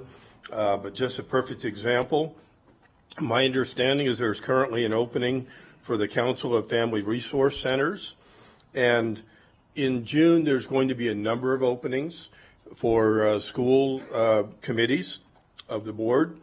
And I want to express a personal opinion. It may not go over well, but that never stopped me from expressing an opinion. We have a new board, we have a new year, we have new issues, we have a growing community, we have a number of people that have been on those committees for 2 or more terms. My personal opinion is we should open it up to everybody, because the growing community, people that didn't have the opportunity to live here 6 years ago or 2 years ago or whatever it was, I really want to see those committees open to everybody that wants to apply. I encourage, quite frankly, I'm going to say it, I encourage those people not to reapply and then to apply for the general opening afterwards, competing with everybody. But I don't think it's fair to the community that we just simply reappoint people. And then it's come to my attention that some of those committees have absent rates in some individuals of excess of 30%. There are policies to deal with that. And those people that have been unable to attend the committee diligently, I would urge them not to continue. They should, quite frankly, resign right now. Don't have to wait. But, committees are so important to us, and I value them so much. So, like it or not, I wanted to put that on the record. Thank you very much. Thank you very much, Trustee Church. All right, Vice President Nicolette. Thank you. School visits, just very quickly, Collin Ranch Elementary, Roy Gaum Elementary, Jesse Beck Elementary, and Lemelson Elementary.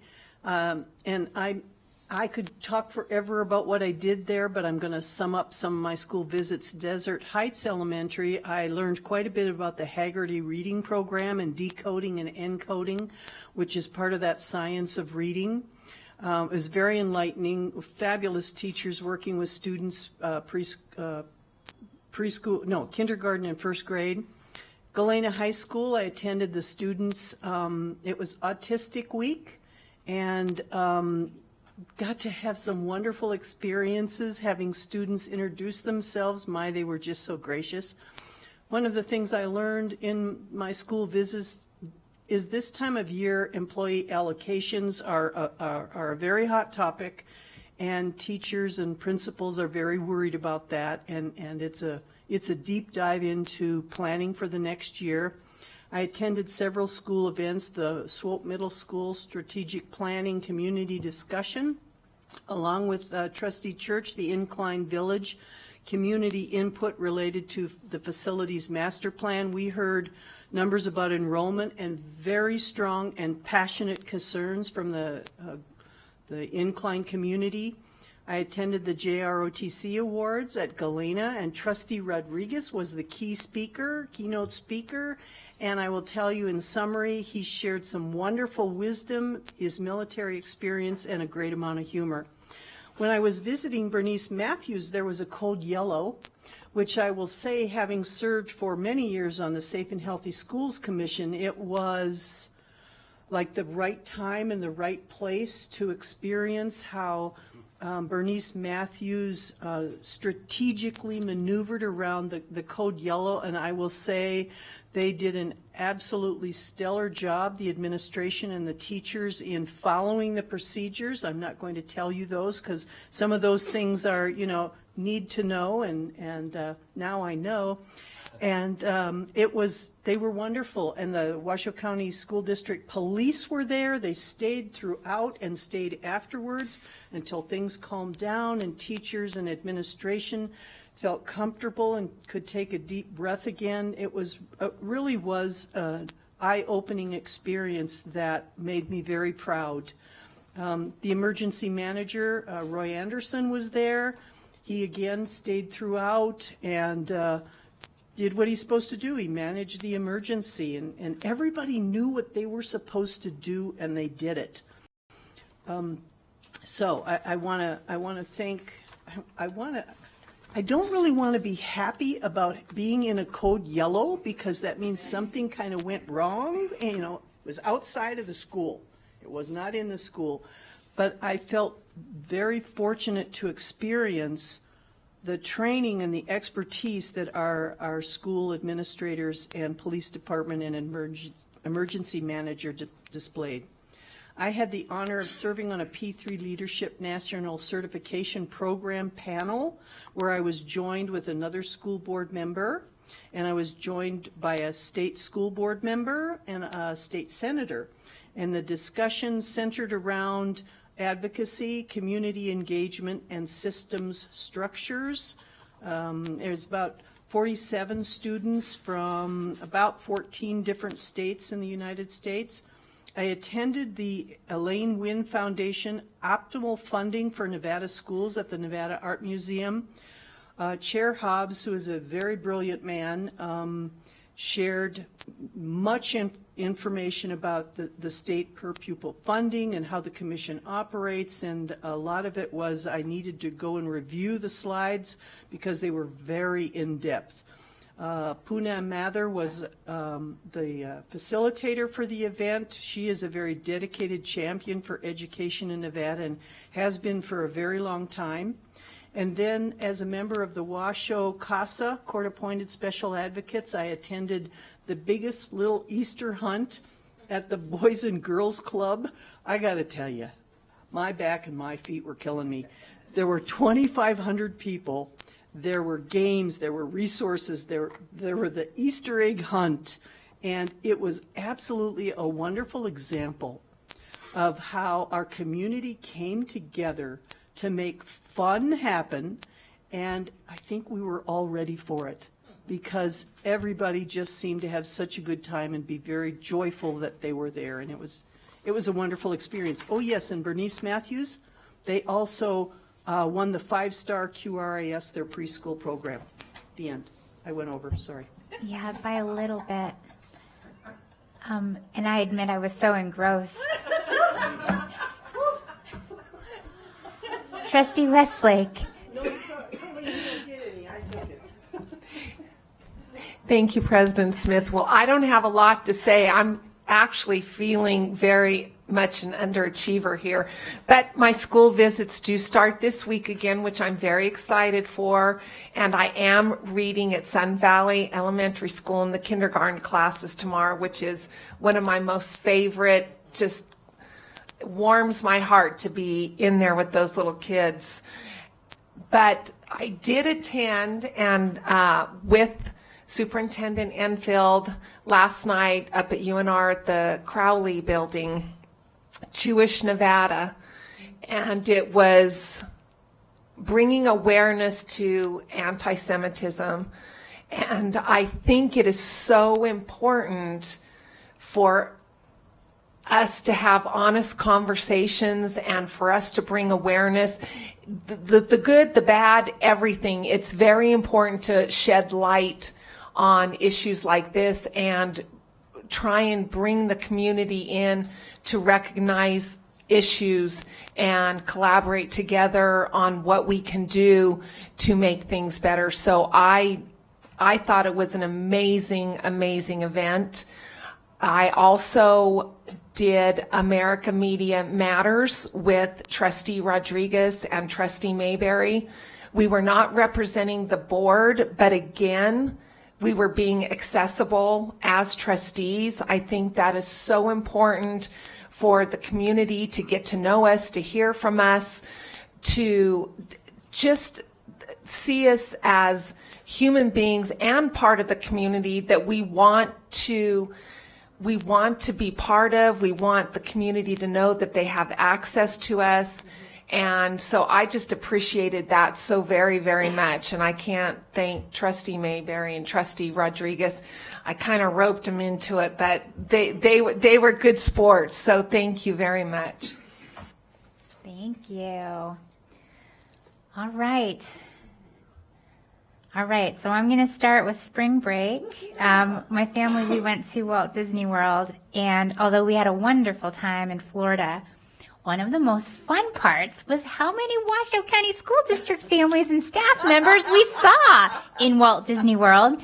And so this includes Washoe County School District Police Detective Eric Diamond. This is me and him at Magic Kingdom. Our families got together. It was so nice to see each other. And so, you know, besides just the pure joy of being in Magic Kingdom together, it really just goes to show that this community is really everywhere. And no matter where you are, you know, there's someone that's represented from the school district. So this was wonderful. I would like to recognize Vaughn Middle School teacher Denise Trackus. She was chosen as a state level finalist for the Presidential Awards for Excellence in Mathematics and Science. Hers was in the area of grades 7 to 12 mathematics. We will find out soon if she moves on to the national level, but we're very proud of her. Also did some very significant work over the past several weeks related to the legislative session. Dr. Enfield and I testified and presented to a joint hearing of the Assembly and Senate Ways and Means Committees, which was really a profound experience because these are the committees that will ultimately shape the funding for our schools, not just in Washoe County, but in the state. And it was an incredible experience that I'm grateful for. I also held many meetings with state senators and assembly people, which were all very, very powerful, and very glad to share the good news about Washoe County School District and the ways that we're looking to grow and also be better. I visited the Air National Guard base with Colonel Kirkwood and Lieutenant Colonel Brownell. That was an amazing visit, and I got to see their Starbase STEM program, which knocked my socks off. And I just, you know, more to come on that. But it's a program where they bring in our 5th graders, and they do a multi-week series with hands-on STEM activities, and it's just incredible. And it's funded by the federal government, and there is a lot to celebrate with that. I was also proud to support the Day of Autism Awareness at Galena High School, and that was with Mr. Aaron Cook and Justin Gervenis. So congratulations to them for bringing awareness on that. I had a visit to the RISE Academy for Adult Achievement. I met with representatives from the United Federal Credit Union. They uniquely support the Washoe County School District and also do some financial literacy education for us. Met with several employee groups and parent groups. And then I joined Washoe County Commission Chair Alexis Hill and community leader Esprit Landry to unveil a new digital speedback sign on Lakeside by Anderson Elementary School. Because guess what? Keeping kids safe around schools and community members, not just the school district, this is everybody. We need to slow down, and those signs are an important way to do that. So thank you to the RTC and the Washoe County Commission for supporting that. Thank you. All right. So I think that brings us to the end of board reports, and now we will move on to item 4.03, the superintendent's report. Thank you, President Smith. Before I give my comments as part of my report, I would like to call up my colleague, the very patient, soon-to-be Dr. Andre Ponder, who is the director for I want to get it right, the Battleborn Youth Challenge Academy. He brought materials for you, and he is traversing our wonderful state, sharing this learning opportunity for students. So welcome, soon-to-be Dr. Ponder. Thank you so much, Madam Chair, to Dr. Enfield and the entire board. Thank you for this opportunity for me to just introduce myself. I am Andre Ponder, for the record. I am the former superintendent of Mineral County School District, and I am now the proud program director of the Battleborn Youth Challenge Academy. And me going around the state, this is just getting the word out, just to talk about the Battleborn Youth Challenge Academy. We're located in Carlin, Nevada. We target 16 to 18-year-olds that are potential dropouts or those who are in danger of not graduating with their class. And basically, we bring them on our campus, which is a 5.5-month residential program. And we teach them life skills, the 8 core components, and of course, academic excellence. And again, I want to thank you, Dr. Enfield, for this opportunity just to introduce myself. I would like to say that I'm welcome to talk with the counselors at the schools or any parents in the community who think that their sons or daughters may fit the bill. And I also like to invite the board members for a tour of our facility in Carlin. You set the date, we could send out transportation to get you and bring you back. Thank you so much. Well, there's an offer that's hard to refuse. Thank you very much, soon-to-be Dr. Ponder. He's about to finish his dissertation, so that's why I'm saying that. So, and we will take you up on that, and I will be following up with you as well. Thank you very much, and thank you for your patience. Just a few things that I do want to share. It is actually Autism Awareness Month. So I'm wearing my ribbon that Justin Gervinus, this wonderful special education teacher at Galena High School, sent me. I also bought a t-shirt to support their work. We have an outstanding special education team out at Galena High School. So I want to thank him for that. I also want to acknowledge that for the 8th year in a row, members of the Damani Ranch speech and debate team are heading to nationals. So congratulations to them. I love how we each find out different bits of good news. It takes a team to keep up with the good news across the Washoe County School District. I'm just saying. I also want to share with the public that after a visit last week, a wonderful visit to Spanish Springs, I was there for a few hours. I was able to do some soup with the soup, met with some students, and met with Principal Sean Hall, where he informed me that some of the Native American students were dismayed that they couldn't bead their mortar boards for graduation. And as a former high school teacher and now a longtime superintendent, one of the greatest joys I see is when students get to express their pride and joy, especially for some of our students who may be the first in their family to graduate. And we want them to express that in the creative ways that our students do.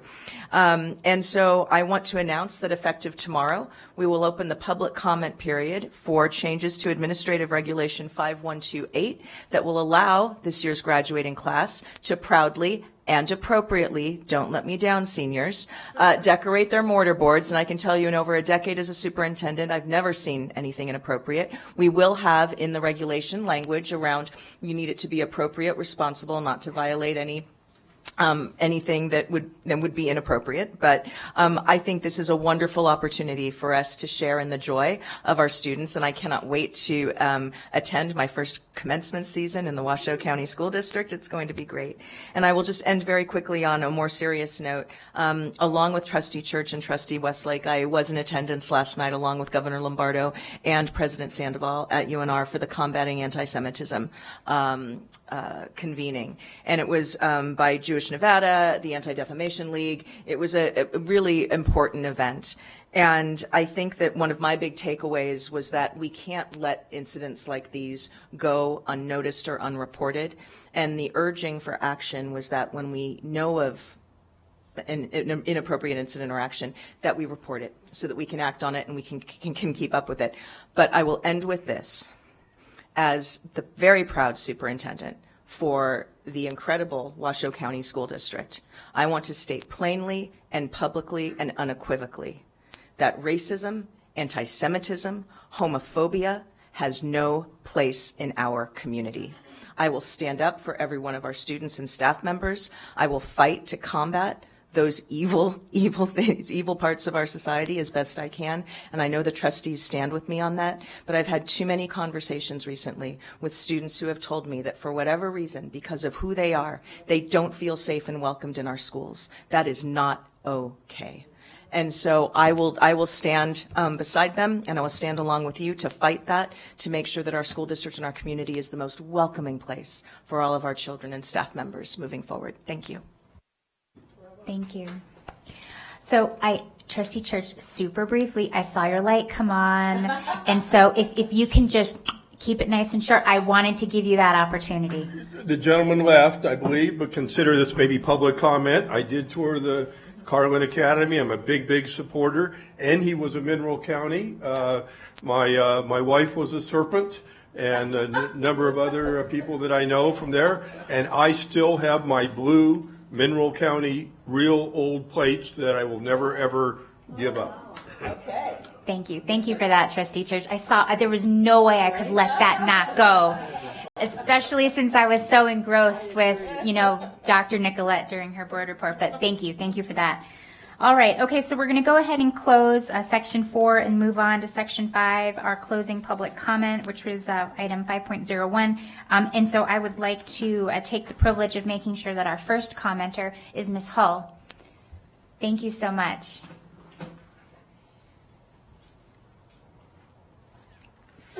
Thank you. Thank you so much.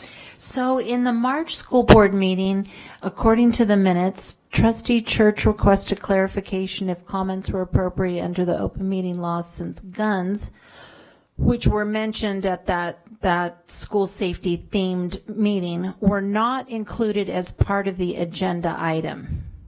President Smith believed the comments were appropriate since the topic was school safety and information on firearms detection dog was provided. Neil Rombardo, Chief General Counsel, added, if a member of the public reasonably believed their comments were related to the agenda item, then they were able to comment.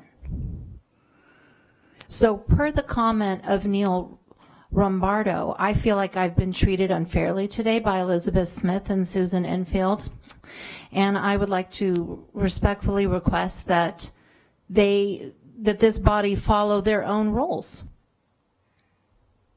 Please. In fact, I'd like to have the timer reset so I can now begin my 3 minutes.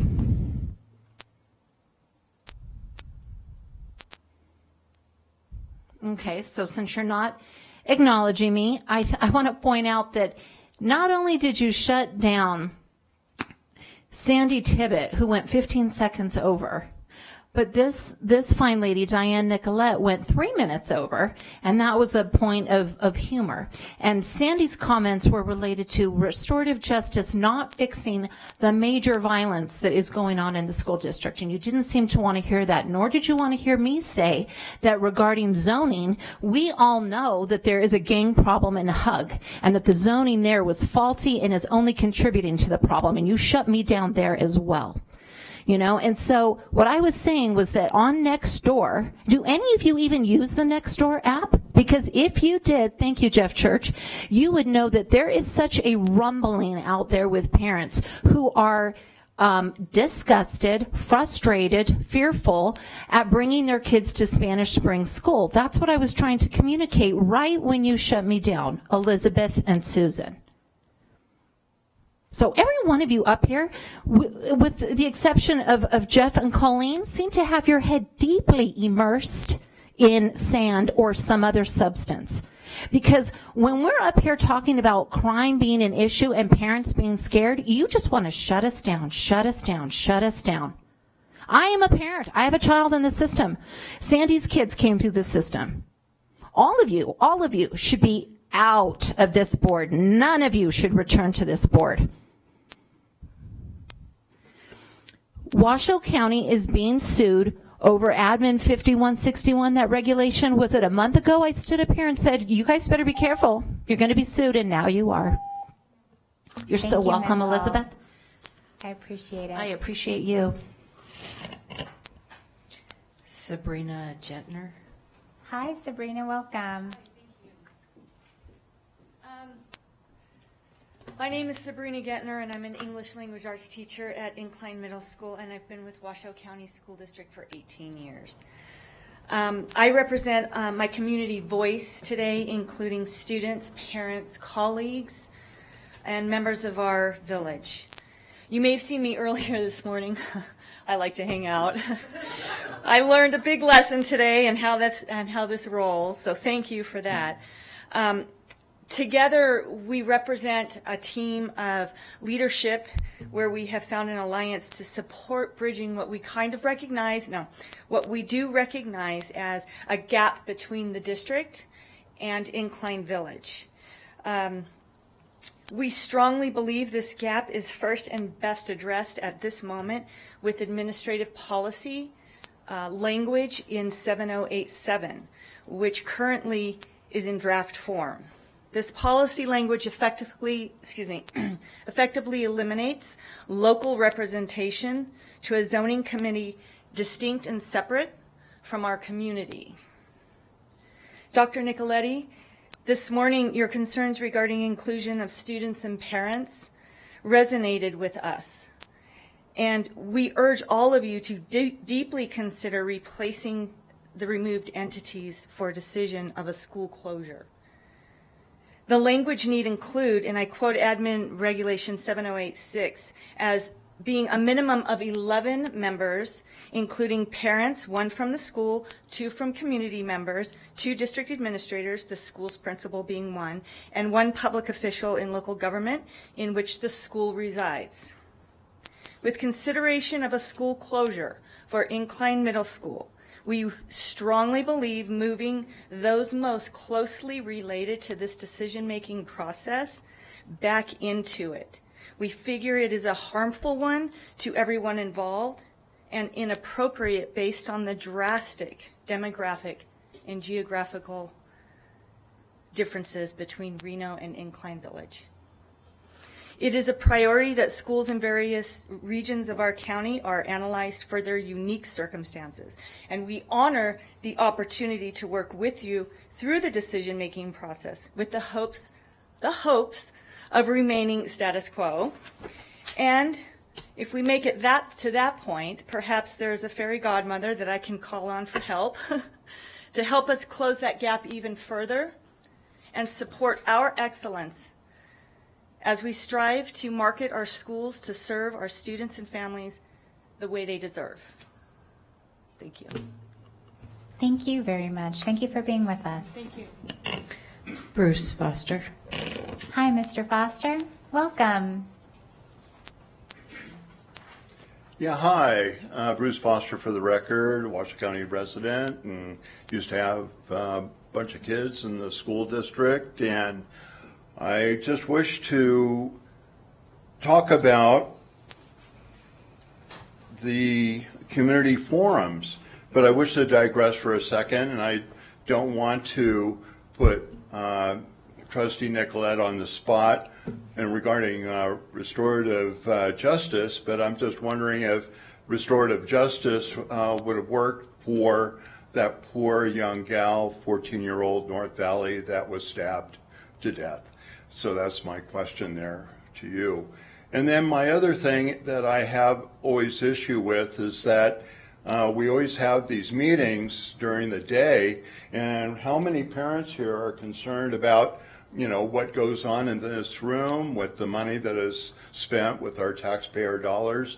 That is certainly an issue, and maybe something that you could do, particularly that you did for the community forum, have it in the evening, so then there could be more participation. And I, as a grandparent and a Washoe County taxpayer, wish to know, you know, from other people that showed up at these community forums, what they're thinking of and what their comments are about the direction of the school district.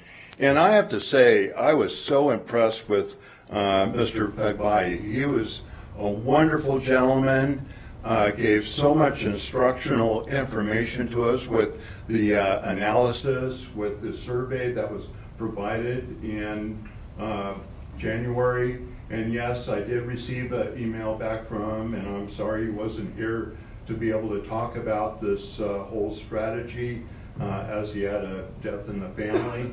And it was really good. It was excellent. But it was really sad too. I attended two of them at the Academy of Arts, that's what I call it because my daughter went there, and then over at Reed recently. And I found that only very few, maybe a handful of parents showed up at both forums, which was really sad. But those that did, their main concern was, of course, absenteeism and taking a look at the spectrum, particularly middle school and high school, and then the safety issue. And I know that we talked about that, and Trustee Church had brought all that up with school violence and the tax on teachers, and you wonder why we can't seem to keep teachers. But basically, I wrote that. Am I over? Thank you. Okay. That was wonderful. We appreciate you being here. Thank you, Mr. Well, Foster. hopefully we'll see some resolution and also Thank solve you. your issues. Thank you. So can I clarify the record? Yes, Chief Counsel Lombardo would like to clarify the record on something. Thank you. So regarding the question about my previous opinion, as I recall, I was talking. As I recall it, I was speaking to you at the same time the question was asked. And the question that was asked of me was, isn't this an open meeting law violation? The public cannot cause this public body to violate the open meeting law. So if they get up there and they speak and they talk about something that's not on the agenda, or if they reasonably believe it's on the agenda, which was my comment, then that doesn't result in an open meeting law violation of us. So that was my comment. And that if my comment is now being misinterpreted, I am now clarifying that was my opinion. But that's what happens when you ask for legal opinions to be given to you and while I'm holding multiple conversations. And I will also point out the important comment that was made is that President Smith agreed that it was relevant, and she is the manager of the meeting, and the Nevada open meeting law states over and over, the manual, not the law, and RS 241 does not mention this, but the manual states over and over and over that the chair is the manager of the meeting, and as such, it is within her discretion to decide what is relevant and what is not relevant. So, to be very clear, the public, during their public comment, even if it is not on the agenda, does not result in an open meeting law violation by the Board of Trustees, which was, I believe, the question asked of me. If it wasn't, that was what I was giving the opinion related to. And it is within the discretion of the chair, the sole discretion of the chair, to decide whether something is relevant to an agenda item. Thank you. All right. So, President Smith, oh, I'm so sorry. We have another. the board received emails from Joe Morabito, Brian Irbis, Kate Flugot, Molly Meyer, Pablo Nava Duran, Richard Peterson, and Tara Gaines. Thank you so much, JJ. All right, that goes ahead and that closes out item 5.01, and that brings us to item 5.02. That's our next meeting, which will be on April 25th, later this month. And on that note, at 5:22, I will adjourn this meeting. Thank you so much, everyone. Good night, Good night. Alex. Thank you.